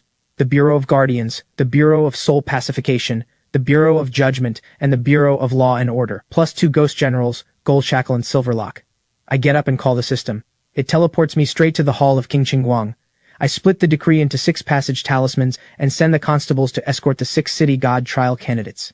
Guardians Black and White take the other decree to the mortal world to bring back the 2 killers and the murdered boy's soul. The constables gather at the Ghost Gate under order of His Majesty the Underworld Sovereign, ready to descend to the mortal world and retrieve the souls chosen for the city god trial. The moment the Ghost Gate opens, they streak off toward each candidate's home in the mortal world. Meanwhile, Black and White have already arrived at the morgue where the boy's body lies. They present the Sovereign's decree, but the boy won't accept it, as if some wish still holds him here. White has an idea. Maybe the boy just wants to see his family one last time. The two agree at once and carry the boy's lingering soul back to the home he once knew. The instant he sees his mother and grandmother, the boy breaks down sobbing. White casts a spell, a dream walk, to give mother and son one final meeting. Inside the dream, he finds his mother still standing numbly at the funeral home where he was laid to rest. He can't hold back any longer. He rushes forward and throws his arms around her. The moment she sees him, tears pour down her face. Sobbing, she drops to her knees and pulls her lost son close. Mom missed you so much, my baby, my baby. Mom missed you so much. I missed you too, Mom. I miss Dad. I miss Grandma. Clutching him tight, she asks, panic rising in her voice. Are you okay? Has anyone hurt you? He chokes back tears. I'm okay, Mom. I came to say goodbye. Unable to accept that her son is truly gone, she cries out, You're right here. Why are you talking about goodbye? Don't you want to stay with Mom? Mom, I can't stay. I can't be by your side anymore. Sensing she's about to wake, White moves fast and casts another cloud of dream mist. She can't wake up yet, or she'll never see her son again. Mom, I don't have much time left when the first I'm gone. You and Dad have to take care of yourselves. Take good care of Grandma. She's getting old. She can't take another shock. Baby, where are you going? Don't leave Mom. Please, Mom is begging you. The boy's shape and voice grow fainter and fainter. I have to go to the Underworld. Uncle Black and Uncle White help me come say goodbye in this dream. They're going to take me to meet His Majesty, the ruler of the Underworld, so he can bring me justice. She watches frozen as her son waves goodbye. Mom, being your son made me so happy. In my next life, I want to be your son again. Goodbye, Mom. I love you. As he fades away completely, she collapses to the ground, tears falling without end. White then carries the boy to his grandmother's bedside. Gently, he kisses her forehead and whispers, Grandma, I have to go now. No slacking off, okay? Exercise like you're supposed to, and behave. Seeing that the boy can't quite touch her, White reaches out and lends him a little strength. His fingertip brushes her nose, and half asleep she murmurs, Is that you, sweetheart? His wish fulfilled at last, the boy, reluctant but obedient, says, Let's go. White carries him away. Waking from the dream, the mother glances out the window at the two guardians and resolves, Tomorrow she'll go burn incense at the temple to thank them. The two guardians head next to the prison holding the killers, tucking the boy's soul safely away in a pocket so he won't be hurt by what's coming. White says, Black, go pay these two monsters a visit. Just don't let them faint from fright before we even start. To Black, these two are beyond redemption. Letting them off with a simple fainting spell would be far too easy. They drop from thin air. The moment the killers open their eyes and see the guardians, terror rips through them and they scramble into a corner. They pass out cold before the interrogation even begins. Wake them up. Don't look at me for that. Black's chain flares to life, one lash across their bodies and they snap awake screaming. They even try calling for the guards to protect them. Black cracks the chain again and they shudder, trembling under the blow. When you murdered them and dumped their bodies, did you ever think this day would come, this pain would find you? Do you regret what you've done? Unable to take it, one killer begs, I was wrong. Please stop hitting me. I can't take it anymore. Black's voice turns ice cold. So now you know you were wrong. Where's that arrogance you had at your trial? We've come straight from the Underworld, and today we're taking you back to face judgment there. By now, the constables have found the city god trial candidates and are trying to wake them. The old man's eyes snap open, startled by the two figures before him. A constable speaks. We're Underworld Constables. We're here to ask you to come to the Underworld. There's wonderful news waiting for you. The old man assumes at first that his lifespan has simply run out. The constable explains, No, this is an opportunity granted by His Majesty the Underworld Sovereign himself. He reads out the old man's name. Shu Changwei of Jiangnan City and Province, a man known for his generosity and kindness, specially chosen for this rare opportunity. He's asked to come to the Underworld at once. When the candidates arrive in the Underworld, the sheer grandeur of the place leaves them stunned. A voice rings out from the hall. By His Majesty's decree, the three candidates are summoned inside. The three step into the hall and bow respectfully before me. Your humble subjects greet your Majesty. Calmly, I tell them to take their seats. White conjures a long table before them, already set with the exam questions. Please, elders, be seated. We have summoned you here today to offer you an opportunity beyond anything you've imagined. You have 1 hour to complete your answers. The exam ends the moment this incense burns out. None of them dare waste a moment. They pick up their brushes and begin writing. The first question, if you held high office, how would you treat criminals? With mercy or with an iron fist? The second, what do you make of the principle that good must be rewarded and evil must be punished? Their brushes fly across the paper without pause. Not one of them dares to slow down. I'm curious, in White's eyes, who's likely to come out on top, but White refuses to guess in front of me. The final verdict, after all, rests entirely with me. When the incense finally burns out, White collects the 3 papers and presents them to me. Your Majesty, here are their answers. But I have other plans. I set the papers aside. There's one final test left for you to pass. Bring the 2 killers and the victim into the hall. Black summons all 3 forward. The boy is the first to bow, his voice still childlike and innocent. Greetings, Your Majesty. The moment the killers see me, terror overtakes them completely, and they faint again. Black, well practiced by now, draws his chain and strikes them with everything he's got. The pain alone is enough to make their eyes bulge in agony. A terrifying aura erupts around him. He won't tolerate disrespect shown before his sovereign. Do any of you elders recognize these 2 men? The 3 candidates exchange glances. All of them recognize the killers from a brutal, notorious murder case. We report to Your Majesty. These 2 are guilty of unforgivable crimes. They belong in the 18 hells. This is my final test. I want to judge their character through how each would handle these criminals. A city god must balance firmness with compassion, Mercy alone can never hold a city in order. As for the killers, I have no intention of going easy either. I summoned spirit soldiers to drag them off for 20 more lashes. You all understand by now, this is the Underworld City God Trial. One of you will be chosen to guard and govern a city. I add, those who aren't chosen will, when their natural lifespan ends, be given other arrangements by the Underworld. But whoever is chosen as city god, within 3 days the constables will come to escort you back to the Underworld. No matter how much of your lifespan remains, you will pass from the mortal world. But you'll be given 3 days to say goodbye to your families. One of them asks, how will we know the outcome? I simply tell him the constables will notify him separately, and I add a warning, what you've seen and heard here today must never be spoken of. White adds his own warning. Keep this locked away, break your silence, and Underworld law will deal with you accordingly. With a wave of their hands, the Guardians effortlessly send the 3 souls back to the mortal world. Each return safely to their own home. Remembering the 2 scums still unaccounted for, I order the half-dead killers dragged to the Mountain of Blades, 3 days and 3 nights of torment, then thrown straight into the Sea of Fire. Oxhead, practically gleeful, promises me they'll wish for death and be denied even that, then hauls them off. System notice, congratulations, host, task complete. The Mountain of Blades and the Sea of Fire within the 18 hells have been constructed. Reward, 100 spirit soldiers. With a thought, I summon them, and even I flinch a little at the sheer scale of the formation before me. Go, guard the hall of King Xinguang, relieve the constables currently stationed there. The moment they receive the order, the spirit soldiers vanish from sight. I turn to the system, curious about the city of wrongful deaths. Why is it tied to Xidigarba? The system explains. It's a dwelling place in the underworld for the ghosts of those who died unjustly, built by Xidigarba himself, and overseen by the 6th Yama King. Xidigarba's mastery runs deep enough to dissolve the resentment of wrong souls, and his power surpasses even the 5 ghost emperors. Since the underworld is the only power that has emerged in this world so far, the host could summon him and win him over through sheer force of presence. Still, I can't help but worry. Could someone this powerful turn on me? The system assures me the Western Paradise no longer exists. Xidigarba has nowhere else to turn. He won't betray me. Bringing him under my banner would give the underworld a formidable new ally. True enough, in this world the underworld stands alone. And even if Xidigarba refused to obey, the 10 Yama Kings and the 5 Ghost Emperors would be more than enough to keep him in line. I ask another question. If Xidigarba hasn't emerged into this world, then who's been purifying the resentment in the city of wrongful deaths all this time? That's when I learn, the city itself is a powerful artifact. It runs on its own, with or without him. All I need to do is stamp it with the Underworld seal, and it becomes mine, permanently. Even if Xidigarba returns, he could never take it back. Staring at the seal, a wave of exhilaration hits me. The Underworld Sovereign's authority runs even deeper than I imagined. The next day, the Underworld Sovereign's temple is buzzing with life. The caretaker hasn't seen it this lively in years. Realizing they've come to pay their respects, he can barely contain his joy as he explains. I've kept watch over this place for nearly 40 years. I couldn't bear to watch the statue gather dust. Now that visitors are finally coming, it puts my heart at ease. While the others talk, the boy's mother has already knelt in silent prayer. Thank you. Please, watch over my son in the underworld. One of the 3 candidates asks, puzzled, with so many Yama Kings and Ghost Emperors down there, doesn't that risk challenging the Sovereign's rule? The Underworld Sovereign stands above all, the supreme ruler of the underworld, unmatched in both divine rank and raw power. The 10 Yama Kings and the 5 Ghost Emperors all answer to him. Rebellion isn't even a possibility. The 5 of them light incense together, bowing once more before the Sovereign's statue in devout reverence. Back in the underworld, I'm still fast asleep, until the system's notifications start firing off, one after another, jolting me awake. Merit points gained. 5. Merit points gained. 5. Merit points gained. 3. Baffled, I ask, System, why is everyone suddenly praying to me? Host, please check the path of ascension through worship.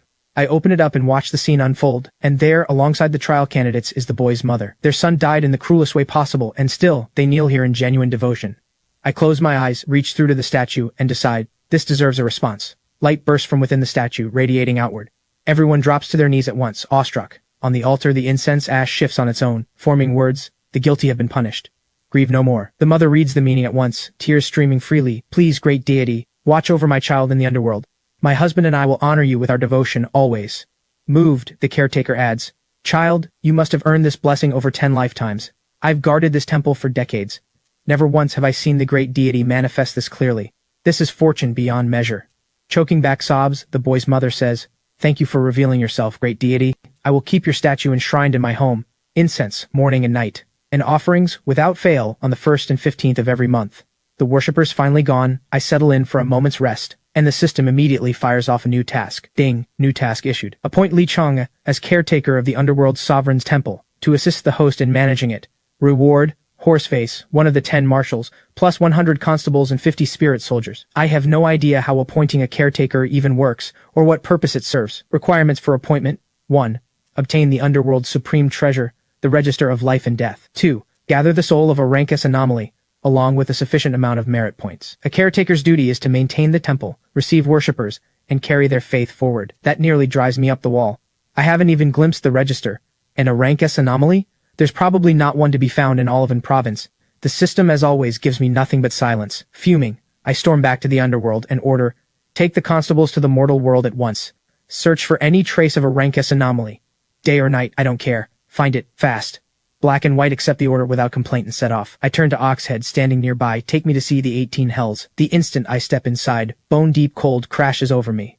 Ahead, a massive stone tablet stands, marking the threshold. Oxhead explains, Your Majesty, once you pass through this gate, you'll enter the self-contained realm that houses all 18 hells.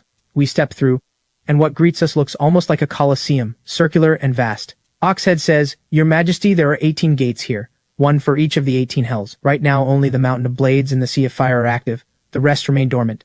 Privately, I curse the system for being so stingy. Once I clear enough tasks, I'm getting every single hell up and running. For now, take us to the Mountain of Blades. Let's see how those two killers are doing. We step through the gate together. Blades plunge into the killers' bodies and rip back out, wave after wave of screaming following each strike. I feel nothing but satisfaction. Beasts like these deserve exactly this. Next, we step into the Sea of Fire. Flames stretch to the sky, heat fierce enough to melt flesh. Watching them suffer, I'm more certain than ever, only the strictest punishment can hold back the world's evil. With that resolve, I decide to summon the City of Wrongful Deaths right away. A place this valuable belongs to me. A massive city tower rises from the ground. Privately, I have to admit, Xidigarba's craftsmanship is nothing short of impressive. Too bad, the Underworld answers to us now. At the very heart of the city stands a colossal statue, unmoving, unmistakably foreign to this land. A Buddhist idol, here, in the Underworld? Unthinkable. I draw out the Underworld seal, willing it to stamp the city as mine, but a lotus beneath the statue's base blocks it cold. Asking for death, are you? Daring to resist? So you've been harboring rebellion all along. The thick fog blotting out the sky parts, and from behind the gold-drenched statue, Xidigarba himself strikes at me with his staff. The staff and the seal clash, neither yielding, and knowing I can't let this rogue deity gain the upper hand, I roar. Today, we'll make certain you understand whose ground this underworld truly is. Sovereign's blade, rise. One strike. Today you fall. Consider this a down payment. The day you fully emerge into this world, we will crush you completely. The Sovereign's blade shatters the statue. But the strain proves too much. I collapse, blacking out on the spot, as both the seal and the blade seal themselves back inside me. Seeing me hurt, Oxhead's fury explodes instantly. His body surges hundreds of times in size as he roars, You old bald monk Xidigarba, I'll have your life for this. He tears through the City of Wrongful Deaths, brick by brick, wreaking havoc, while spirit soldiers scoop me up and carry me to safety. It isn't until deep into the night that I finally come to, my head throbbing with pain.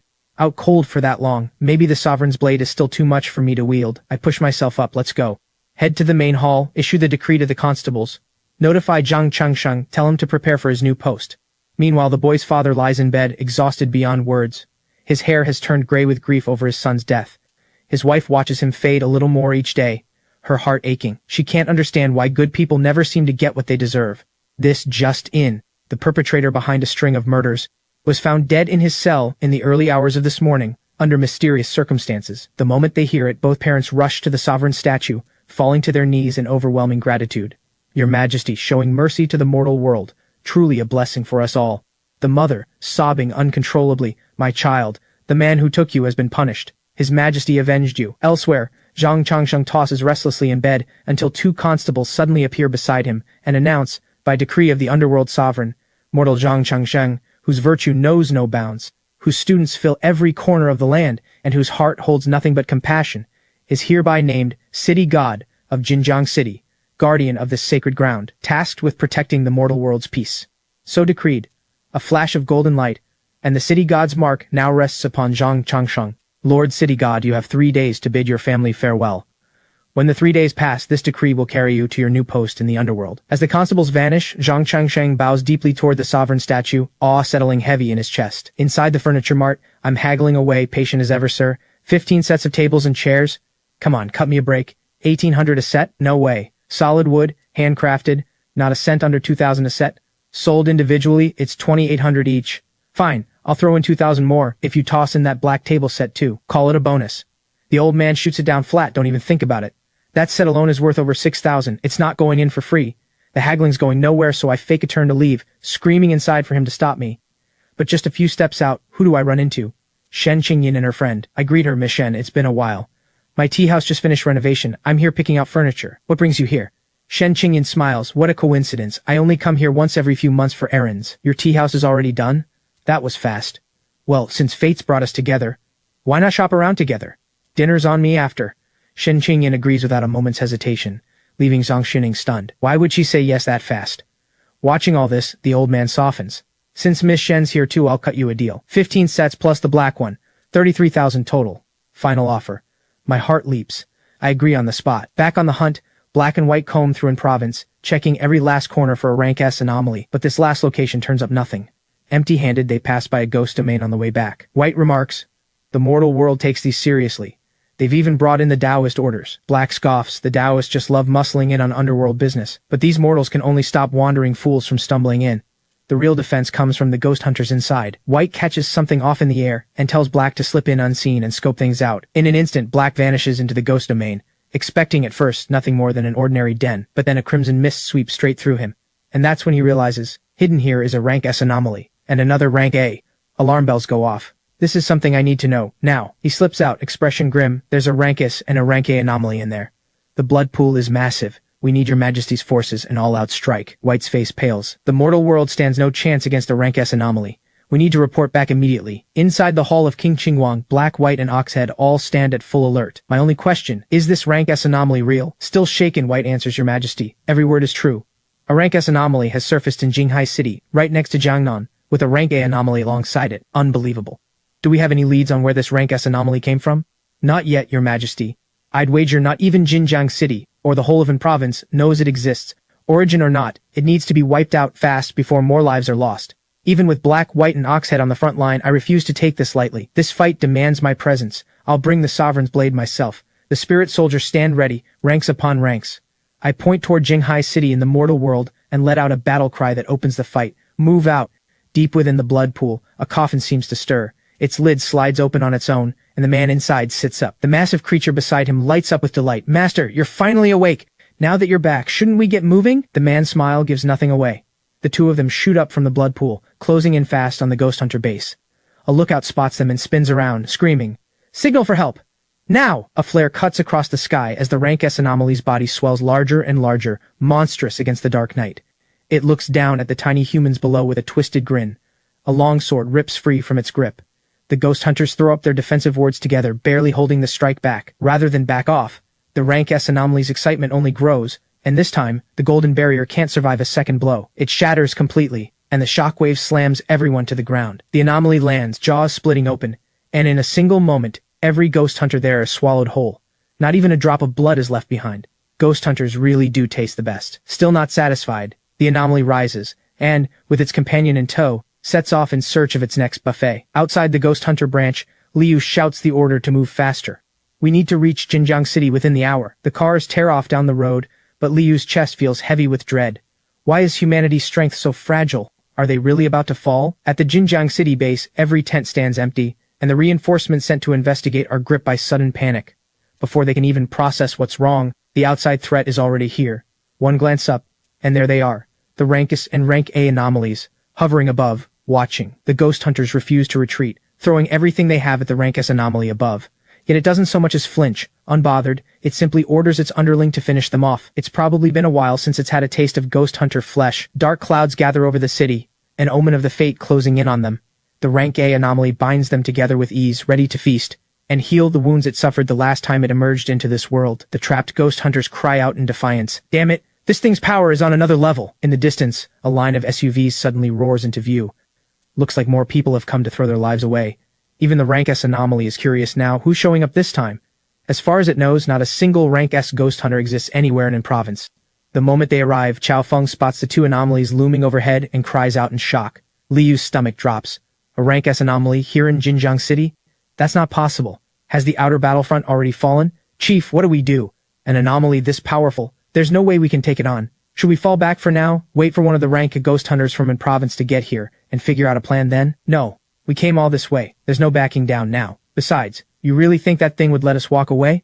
Liu's right to worry, The rank S anomaly, realizing the reinforcements are only rank B, is already gearing up for the kill. The rank A anomaly's body surges, swelling to several times its size. Bigger now than a bridge. Liu braces herself, ready to die if it comes to that. She knows backup from province is still on the way. Right now, they're the only thing standing between this rank S anomaly and the world beyond. Jiangnan City Ghost Hunters, with me! They roar and charge forward straight into the danger. The rank S anomaly, noting the command Liu holds over her people, gives the order, "Bring me that woman. At once, my lord." The rank A anomaly unleashes hundreds of crimson zombies, and in an instant, a haze of blood drenches the entire battlefield. Your eyes are so captivating. I can't resist wanting a taste. The anomalies spot so many ghost hunters at once, and excitement ripples through them. A barbed chain lashes out at Liu, faster than the eye can follow. She can't dodge in time. It strikes true. Xiaofeng tears through the anomalies around him and charges toward Liu. Watching her eyes go glassy and unfocused, he breaks down in tears. But Liu doesn't spare a thought for herself. Instead, she blames herself for failing to protect the city's people. If these anomalies hadn't been holding back, treating this fight as nothing more than a game, her team would already be wiped out. Despair floods through Xiaofeng. Does this mean they'll have to find out for themselves whether the underworld is even real? Another chain lashes out, aiming to end Xiaofeng's life, but a blinding bolt of lightning tears straight through it. The rank S anomaly goes on alert. Whoever's playing tricks in the shadows is no coward too weak to show its face. Could it be reinforcements? Ghost hunters from a province? Or some big name from the night envoys?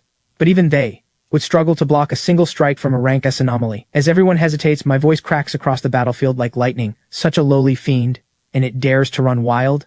Shocked that anyone could block his full power strike, the anomaly demands, "Who are you? Why hide your face?" Seeing him draw a long blade, Xiaofeng shouts in alarm, "Careful, this thing is rank." Noisy. The anomaly strikes at Xiaofeng, but just before impact, the force vanishes without a trace. Guardian White, both hands on his staff, says coolly, "Ghosts like you will never amount to anything. Who are you? How dare you speak to me like that?" Facing down the rank S anomaly strike, Guardian White doesn't so much as flinch. To him, this anomaly is nothing but an ant, hardly worthy of knowing his name. "I don't have time to play with you. I'm only here to save these little ones." A flash of white light, and Guardian White is gone. The anomaly is beyond furious. How dare anyone toy with a rank S anomaly like him? A vicious plan takes shape in his mind. If he can't find his enemy, he'll force them into the open. He orders the anomalies to slaughter every human on the field. Eager for the kill, the rank A anomalies sound the charge and lead the horde forward. Out of nowhere, a storm tears across the field, and I appear at its center. Guardian Black, Guardian White, Oxhead, and an army of spirit soldiers at my back. I sweep my eyes over the battlefield. Both sides are thrown into chaos. The humans desperately need reinforcements, and this is the perfect moment to announce the Underworld's return to the world. The ground splits open, and Underworld Constables pour out as streams of black mist, each one gripping a weapon, faces grim and resolute. Their formation locks into place, a powerful array, and Guardian Black, Guardian White, and Oxhead step forward from within it, roaring the command, "Take them down!" The spirit soldiers surge forward in a dark, unbroken wave, every one of them moving as one against the lone anomaly. In response, he splits into countless clones, clashing with the soldiers head-on. But there are simply too many. One anomaly, however strong, cannot hold against so many, and he starts to realize just how dangerous his enemy really is. Underworld Envoy White, Underworld Envoy Black, Underworld's Oxhead. At the sound of those three names, terror floods through the anomaly. Wasn't the Underworld supposed to be gone? Refusing to believe it, he lunges forward, twin blades slicing through the air. Guardian Black, furious, moves to strike, but Oxhead cuts in. "Leave him to me. You two have had your share of glory since you came back. You don't need this one." Flames roar to life across the ground, spreading wider with every step Oxhead takes. "Old Ox here still hasn't earned his stripes. Let me finish him off and drinks are on me back home." His blazing iron trident collides with the anomaly's crimson blade of light, and the impact detonates into a crack of thunder. I can't help but admire Oxhead's strength, a rank A holding even, maybe even gaining ground against a rank S. The Underworld already has 3 Underworld deities standing again, and once Horseface joins us, that'll make 4 of the 10 marshals restored. Looks like it's time to change strategy. No more playing it safe. I need to move fast, take all of province, and restore the 6 paths of reincarnation. Watching the two of them locked in this brutal clash, Liu is stunned. Is she dreaming? Or are they really deities of the Underworld? I tell Oxhead to end this quickly, no more wasting time. Oxhead lets out a savage roar and hurls the anomaly through the air. The anomaly can't believe it. Even fighting all out, this opponent was still holding back. With my order ringing in his ears, Oxhead drops all restraint. He swings his trident with everything he's got. The anomaly blocks with all his strength, only to watch, stunned, as his blade of light shatters to pieces. "Not bad, kid. You actually took that one." "Not bad at all. Then take another." The second strike lands and the anomaly is torn apart instantly, leaving nothing but a ball of blue essence drifting in the air. I order Oxhead to bring the essence to me. He doesn't hesitate. Snatching it up, he strides straight toward me. The other anomalies watch their strongest fighter get wiped out with ease, and dread sinks in. One of them greases his heels and bolts, but the spirit soldiers won't let him get away. "Stand down, wretch," one bellows, "or face the consequences." They move fast, blades drawn, closing in. The anomaly knows he can't escape death now, so he changes tactics. If he's going down, he'll take a few of them with him. He unleashes everything he has, a wave crashing forward like cannon fire straight at the spirit soldiers, but they don't break formation. They thrust their spears as one, and the two forces collide, a pillar of water bursting outward in every direction. The anomaly is stunned. That was his proudest killing move. He vanishes into the mist of falling water, hunting for an opening.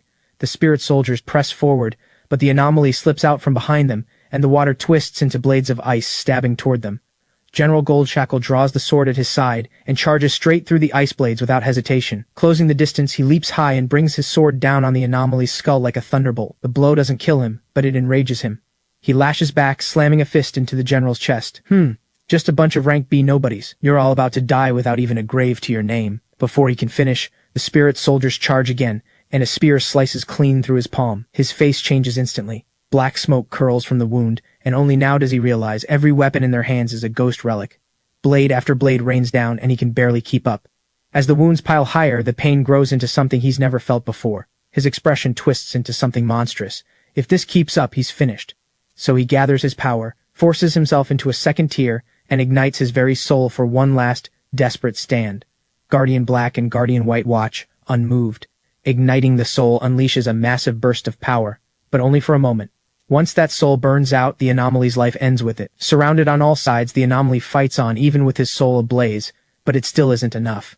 The spirit soldier sees every opening, blades striking again and again, and while he's too overwhelmed to notice, the general closes in from afar and drives a spear straight through him. The anomaly lets out an agonized scream, refusing to believe he's been brought down by a bunch of measly rank B nobodies. "You insolent fiend, slaughtering innocent lives, daring to sow chaos and terror, we will not let you stand."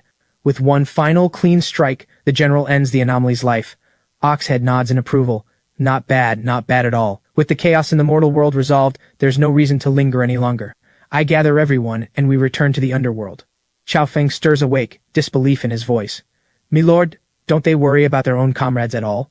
Liu answers firmly. "It's not that they don't care. It's that they truly believe in them, believe they'll win. Milord, they can't really be deities of the underworld, can they? That fighter back there, he looked just like the legendary Oxhead. Has something really happened to the underworld?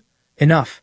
Get our wounded back for treatment first." Liu settles into the car, closing her eyes to rest. At the same time, she has Chao Feng send word back to the An province ghost hunters still en route. The message? The anomaly has already been killed by a mysterious stranger. Further details will stay under wraps.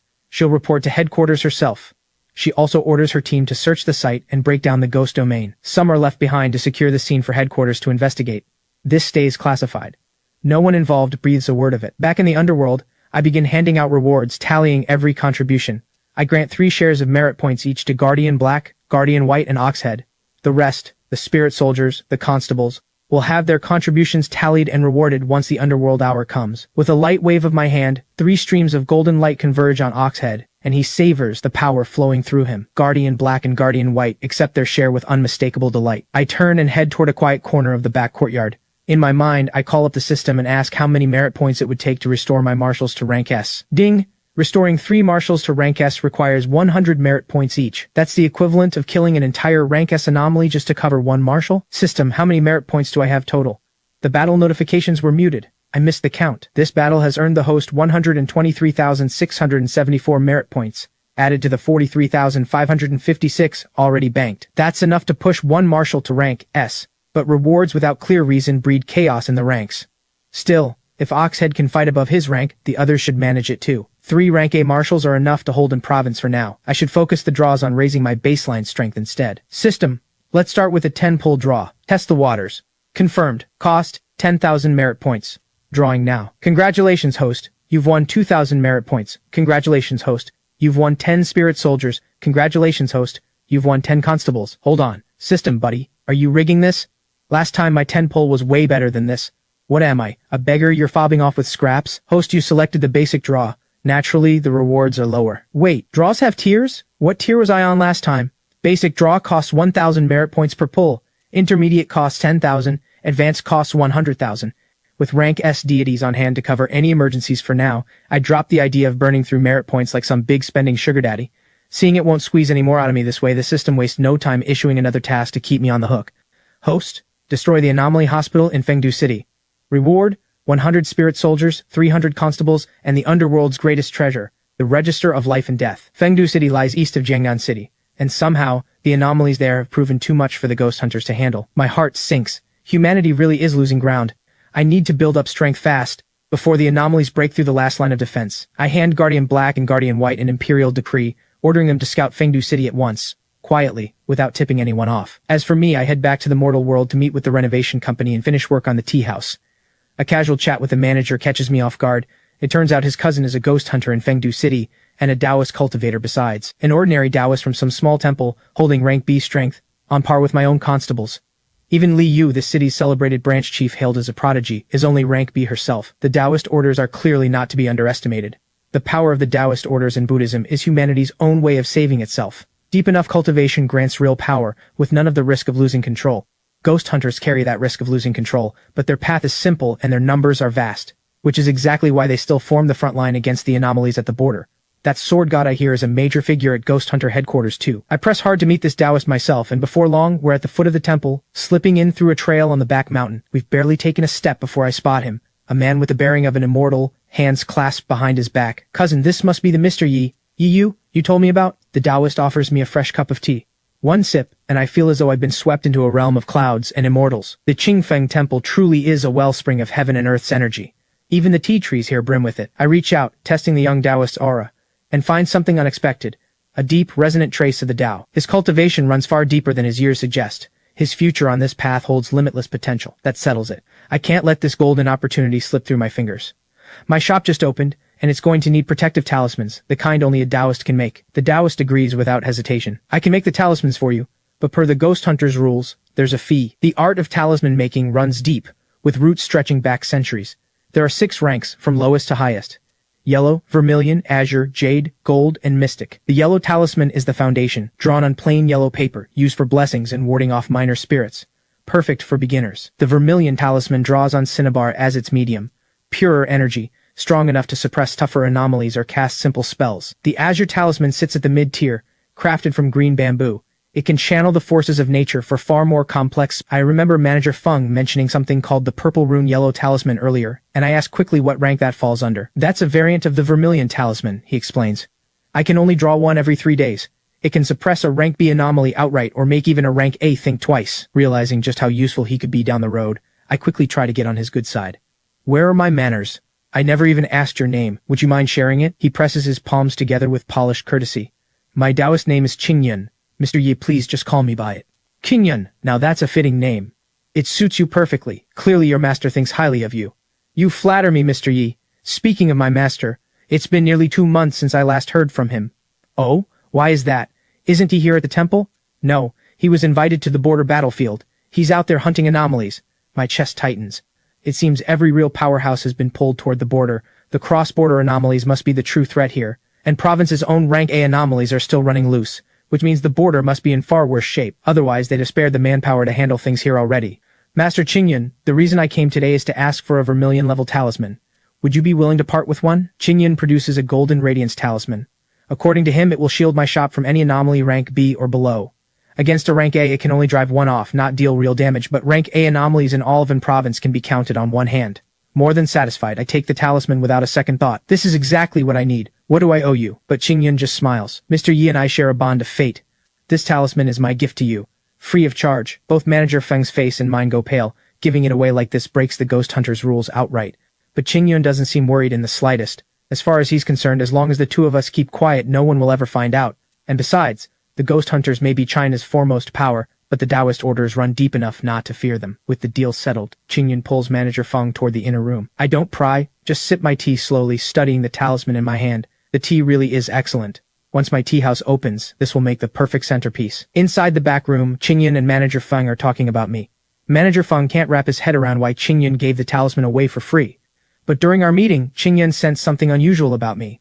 Something not quite ordinary. There was golden light shimmering around him. He's no ordinary man. Manager Feng is completely lost. All he knows is that a single vermilion talisman usually sells for around 500,000, and Qingyun just handed one over for nothing. Reading his cousin's unspoken worry, Qingyun pulls out a box he's kept tucked away for years. From it, He takes 2 clarity talismans, 1 yellow talisman, and an exorcism talisman, and hands them to Manager Feng. I know money's tight for you right now. Sell these. It should ease the pressure. But make sure you sell them only to buyers you trust, or you'll be inviting trouble. As the 2 of them step back out, I take the chance to ask if I might explore the temple grounds.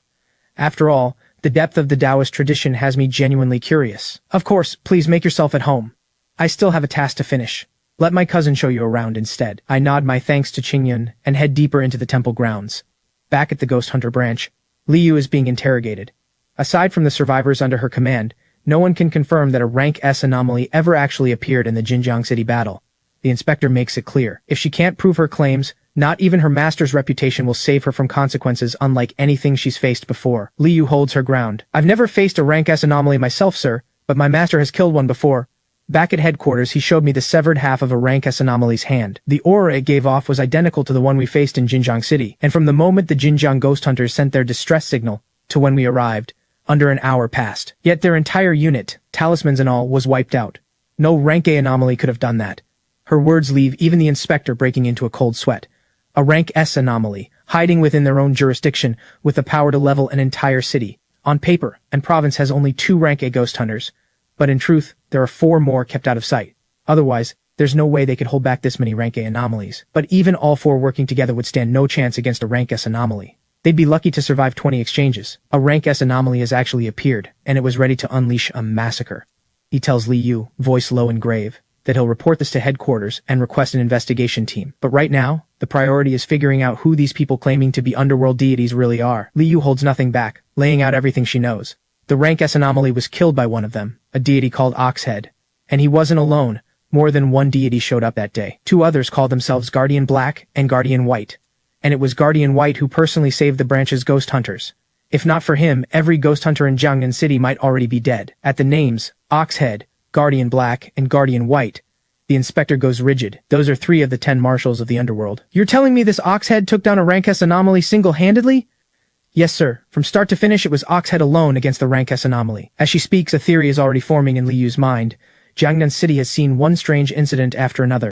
An Underworld Constable had once killed a rank A anomaly right under everyone's noses. Every sign points to a deep, ongoing connection between the Underworld and this city. What could a power capable of casually crushing a rank S anomaly possibly be after? Privately, the inspector is stunned. If Oxhead can solo a rank S anomaly, then his own strength must be at least rank S. And if Guardian Black and White stand as his equals in name, their power likely matches his too. The Underworld has 10 marshals in total, which would mean at least 10 rank S combatants. And that's just the marshals. Above them stand the 4 great judges, the 10 Yama Kings, the 5 Ghost Emperors, forces of terror far beyond anything humanity could hope to withstand. Just imagining who might command the 10 marshals sends a chill down the inspector's spine. Whoever gives them orders must be at least a great judge. Sir, if I may, I see this differently. Go on then, let's hear it. I suspect this Underworld might not be the real one from legend at all, but another group impersonating it. Oh? What makes you say that? Liu's voice is steady. Because they're too weak. The inspector scoffs. Too weak? They just killed a ranks anomaly. Even your master, the Paper Effigy King, wouldn't claim that lightly. Their strength depends on the comparison. Against us, sure, they're overwhelming. But compared to the deities of legend, they fall short, not by a little. The underworld deities of legend could wipe out an army of malevolent spirits with a single wave of the hand. But this so-called underworld, Oxhead didn't crush that rankus anomaly. It was a fight, not a slaughter. That's why I believe they're imposters. The inspector's voice turns cold. You understand what it means to make a claim like that. Liu bows deeply, her voice unwavering. I stand behind every word. The inspector draws a long breath. Very well. I'll submit this theory to headquarters under my own name. It's settled. Now, walk me through your reasoning. Sir, since it's just us, I'll speak plainly. Publicly, we claim we're slowly reclaiming lost ground, that the anomalies are retreating step by step. But the truth is, they've had the upper hand this whole time. Even with the Taoist orders, Buddhist masters, and the Knight envoys all mobilized, the situation is far from stable. At the border, even someone as powerful as Lord Diwu came close to death from his wounds.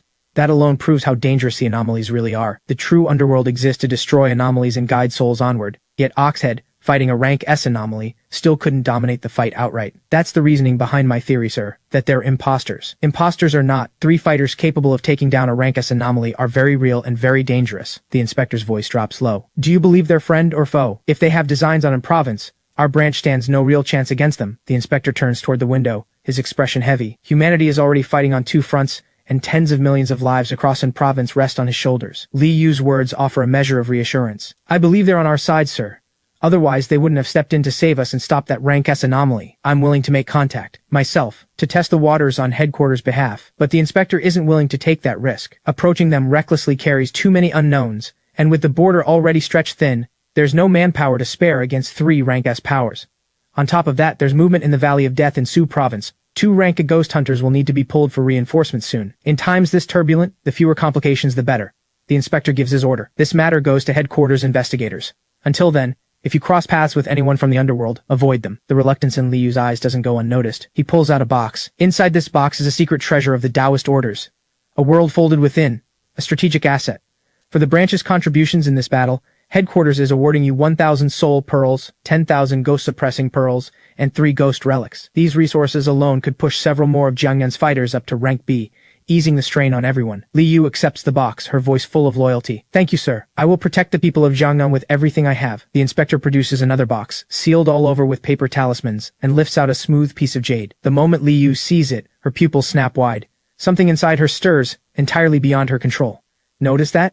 Something in you just reacted. Utterly stunned, Liyu asks, Sir, what is inside this jade? This is a soul bone. Your master, the paper effigy king, asked me to bring it to you. He said to refine it the moment you're on the verge of breaking through to rank A. It can neutralize the negative effects of the anomaly inside you entirely. Fusing the anomaly with the soul bone forms what's called a soul core. In this world, ghost hunters draw power from suppressing anomalies within their own bodies, but that power always comes with the risk of losing control. Even a ghost-suppressing pearl can't eliminate that risk. But a soul bone, forged from the essence of a rank S anomaly, can absorb the anomaly inside you once refined. No more risk of losing control, and your capacity to store dark energy doubles. At the same rank, you'd be worth 2 fighters. Soul bones are extraordinarily rare. Only exceptional talents, major contributors, or those backed by real power ever get one. Refine it, and your odds of breaking through to ranks rise by 20%. Liyu can hardly contain her excitement. This isn't just a gift. It's proof of her master's faith in her, and a solid guarantee for her breakthrough to rank A. The inspector's tone turns firm. Take the soul bone and go into close cultivation. I'll personally remain here in Jiangnan City for the next 3 days to guard you. Remember, during the refinement, you must hold your mind steady, no matter what. The anomaly inside you will fight back with everything it has before it dies. What Liyu doesn't know is that, on the border battlefield, her brother has been trying to trade every last point of his contribution for a soul bone of his own. For her, Lord Diwu disapproves of the idea, but Li Fei won't be talked out of it, stubborn as ever. Left with no choice, Lord Diwu finally tells him the truth, that he should save his contribution points for his own breakthrough to rank S. The paper effigy king has already arranged a soul bone for Li Yu. It's likely in her hands already. At those words, Li Fei's eyes well up. I'll give everything I have on this battlefield, he says, voice ringing with gratitude toward Lord Diwu and the paper effigy king both. I won't let either of you down. Lord Diwu speaks with quiet weight. You and Li Yu are both among the finest ghost hunters of your generation. One day, the future of this entire world will rest on your shoulders. Li Fei's resolve is unshakable. Understood, sir. I will protect this land and keep the anomalies at bay. With a crisp military salute, he turns and strides out of the tent, back toward the battlefield. Back at the rented flat, I see Manager Feng off, then turn and open a portal to the underworld, straight back into the hall of King Qingguang. I have the system pull up my status panel, and smile. The power stat finally reads something other than that glaring 0. Next, I need to grow the underworld's influence. The path of ascension through worship is my fastest route to real power. Guardian Black and Guardian White arrive for an audience, their faces grim. The Anomaly Hospital in Fengdu City turns out to be far worse than they expected. Inside wait at least 3 rank A anomalies, along with a swarm of rank B, C, and D. Their sheer numbers alone make this a serious threat. The ghost hunters' reports don't match reality at all. Did they simply not know? Or did someone bury the truth on purpose?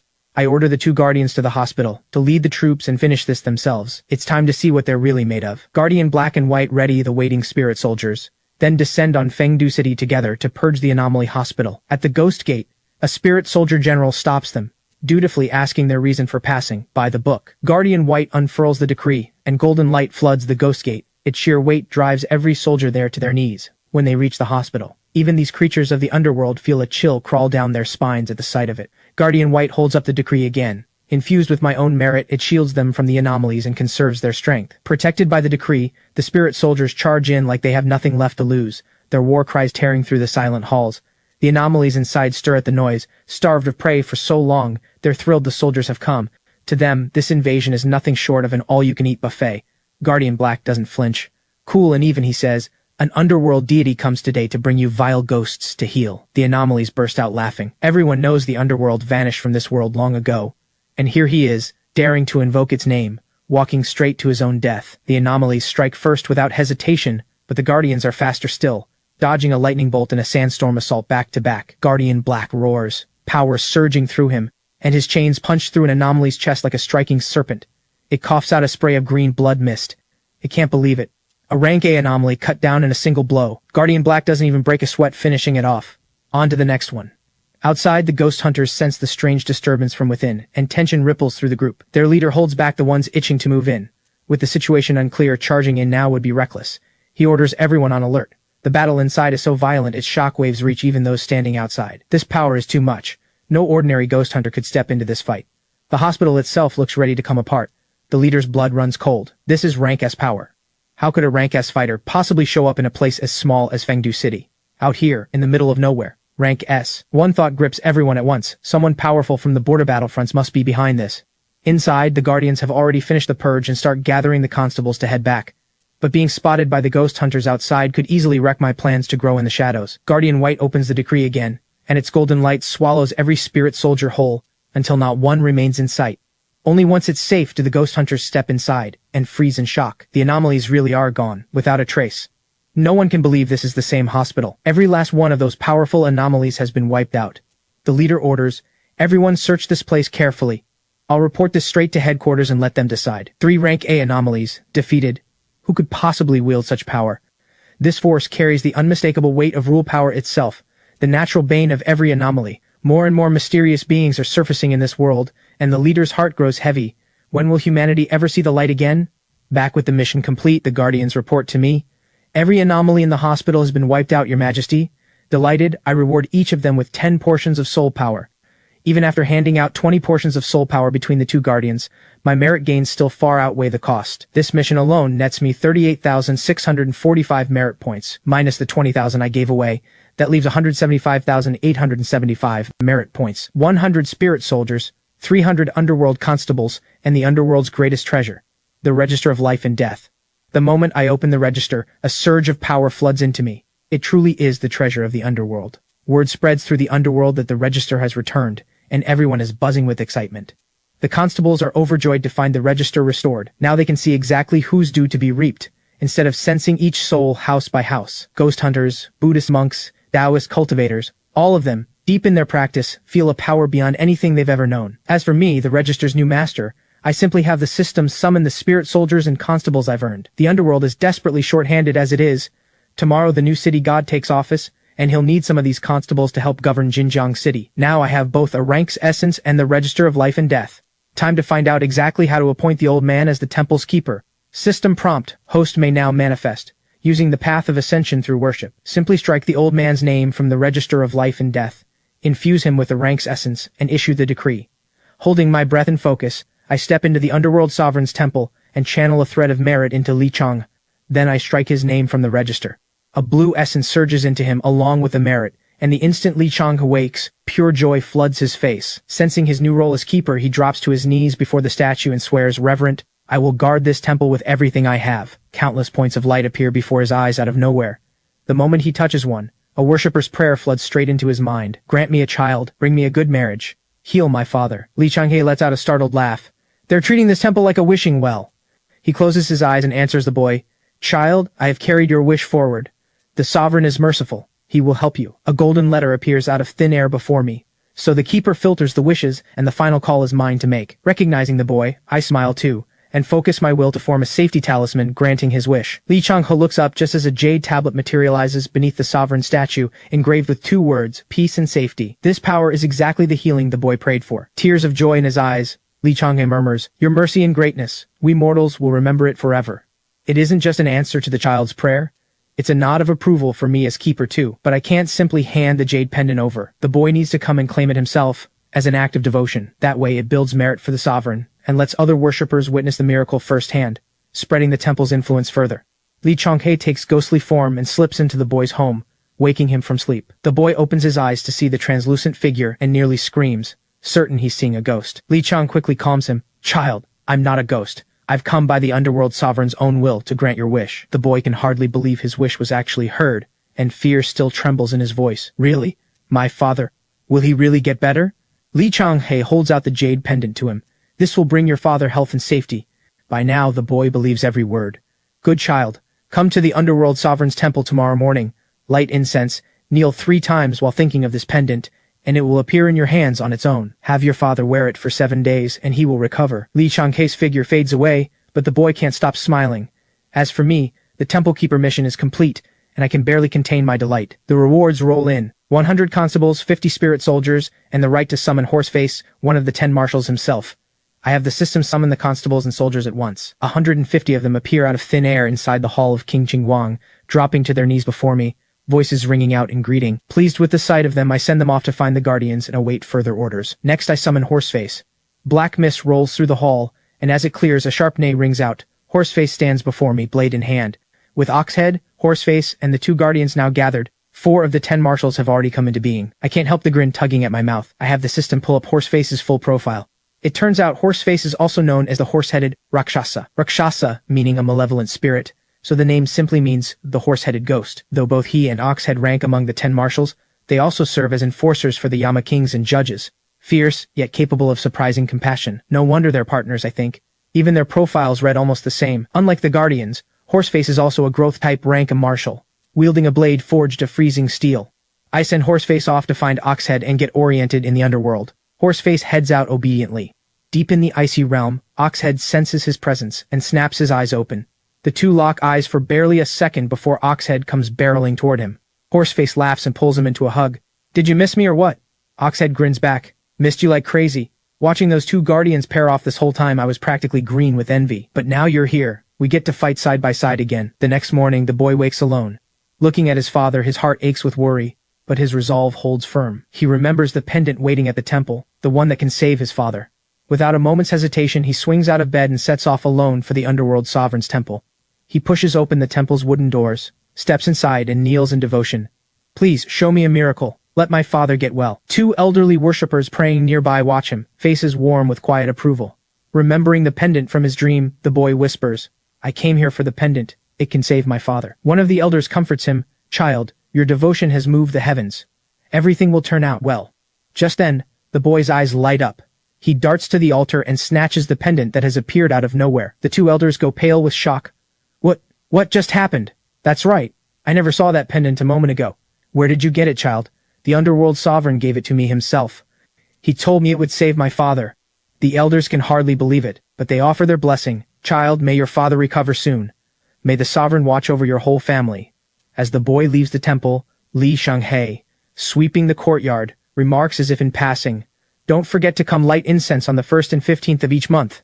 The boy answers firm, I'll pray here every single day. Watching the boy's figure grow smaller in the distance, Li Changhe murmurs with satisfaction, Great Sovereign, this old man will not let you down. The boy races home and slips the pendant around his father's neck. A flash of golden light, and the father, once at death's door, actually opens his eyes. Dad, you're finally awake. Weak and confused, his father murmurs, Chen, what happened to me?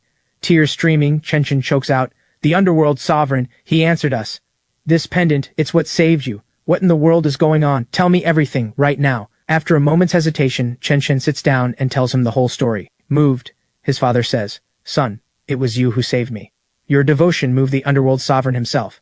Through tears and a smile, his father says, Once I'm fully recovered, we're going to the Underworld Sovereign's temple together.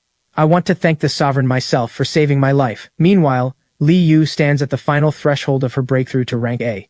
She grits her teeth. She refuses to fall to some mere anomaly. Not when she's sworn to protect her people as a ghost hunter. Outside, Inspector Pei keeps watch, deeply worried. The Anomalies' counterattack looks far worse than anyone predicted. Breaking through to rank A while suppressing an anomaly is dangerous. But if she pulls it off, it will forge a soul core, something only rank S fighters possess. Her strength might even surpass his own. Li Yu roars, gathering every ounce of her strength. Golden light bursts from within her, driving back the Anomalies' assault, and a soul core blooms to life in her core. Inspector Pei watches the door swing open as Li Yu steps out, pride written across his face. He can feel the change in her. Her strength now far surpasses his own. Li Yu says sincere, Inspector Pei, this breakthrough, I owe it to your protection. Inspector Pei replies, Your own hard work mattered more than anything I did. The road ahead is still long, but I believe you'll go even further. Li Yu answers, I will, Inspector Pei. I won't let you or my master down. Inspector Pei says, All right, go rest now. I'll brief you on your next orders tomorrow. 3 days pass, and Zhang Changsheng, the new city god, is brought before the hall of King Qingguang. Uneasy, he bows low. This humble subject greets your majesty. Rise, I say. Zhang Changsheng, have you settled your affairs among the living? Yes, your majesty. Everything in the mortal world has been put in order. Then let's not waste time. Come with me. All 4 marshals answer at once, and I take the 5 of them, shifting our ground to a stretch of empty wasteland in Jinjiang City. I set the city god temple's location, and in an instant it swells hundreds, thousands of times over. A surge of power that ripples through the city, stirring countless people at once. The ghost hunters of Jinjiang City freeze, unnerved. Even the anomalies bound within them seem to cower before this unknown force. Report this to the Province branch immediately. The rest of you spread out and trace the source. I open the register of life and death and strike Zhang Changsheng's name from it. By the mandate of the Underworld, I name you city god of Jinjiang City.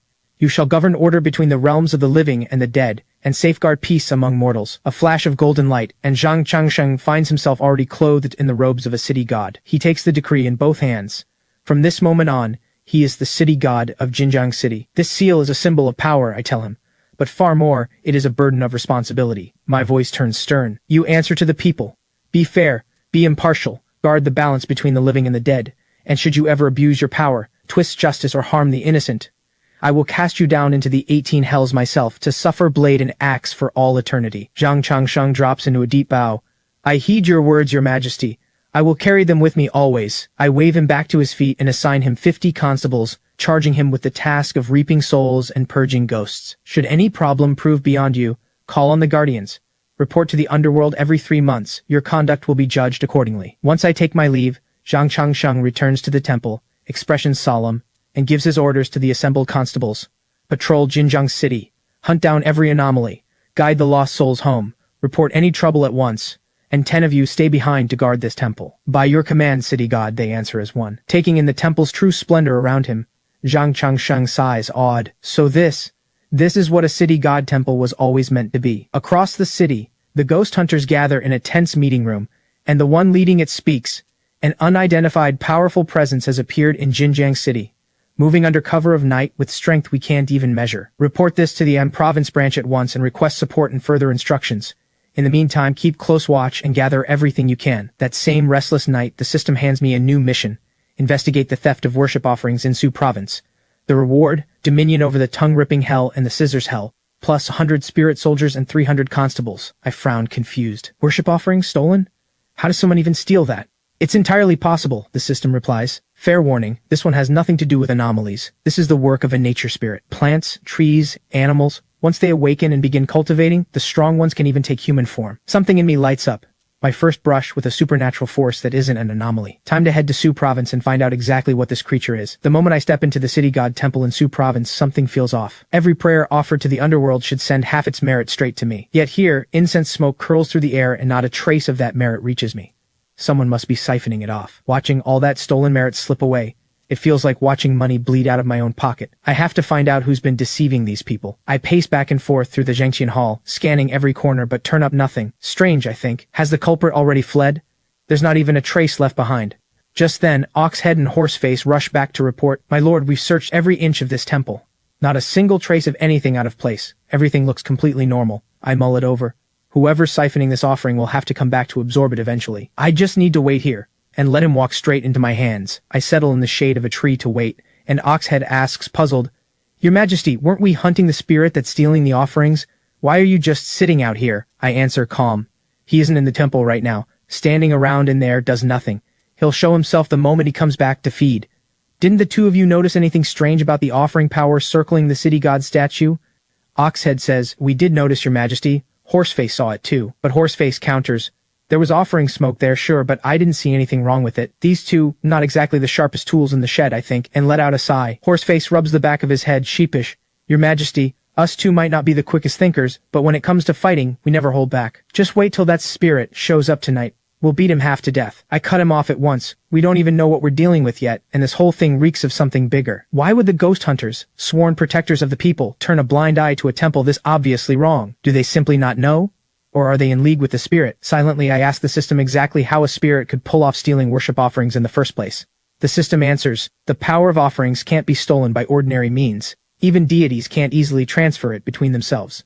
But one bloodline was born with exactly that ability. The one that stole oil from the Buddha's own lamp.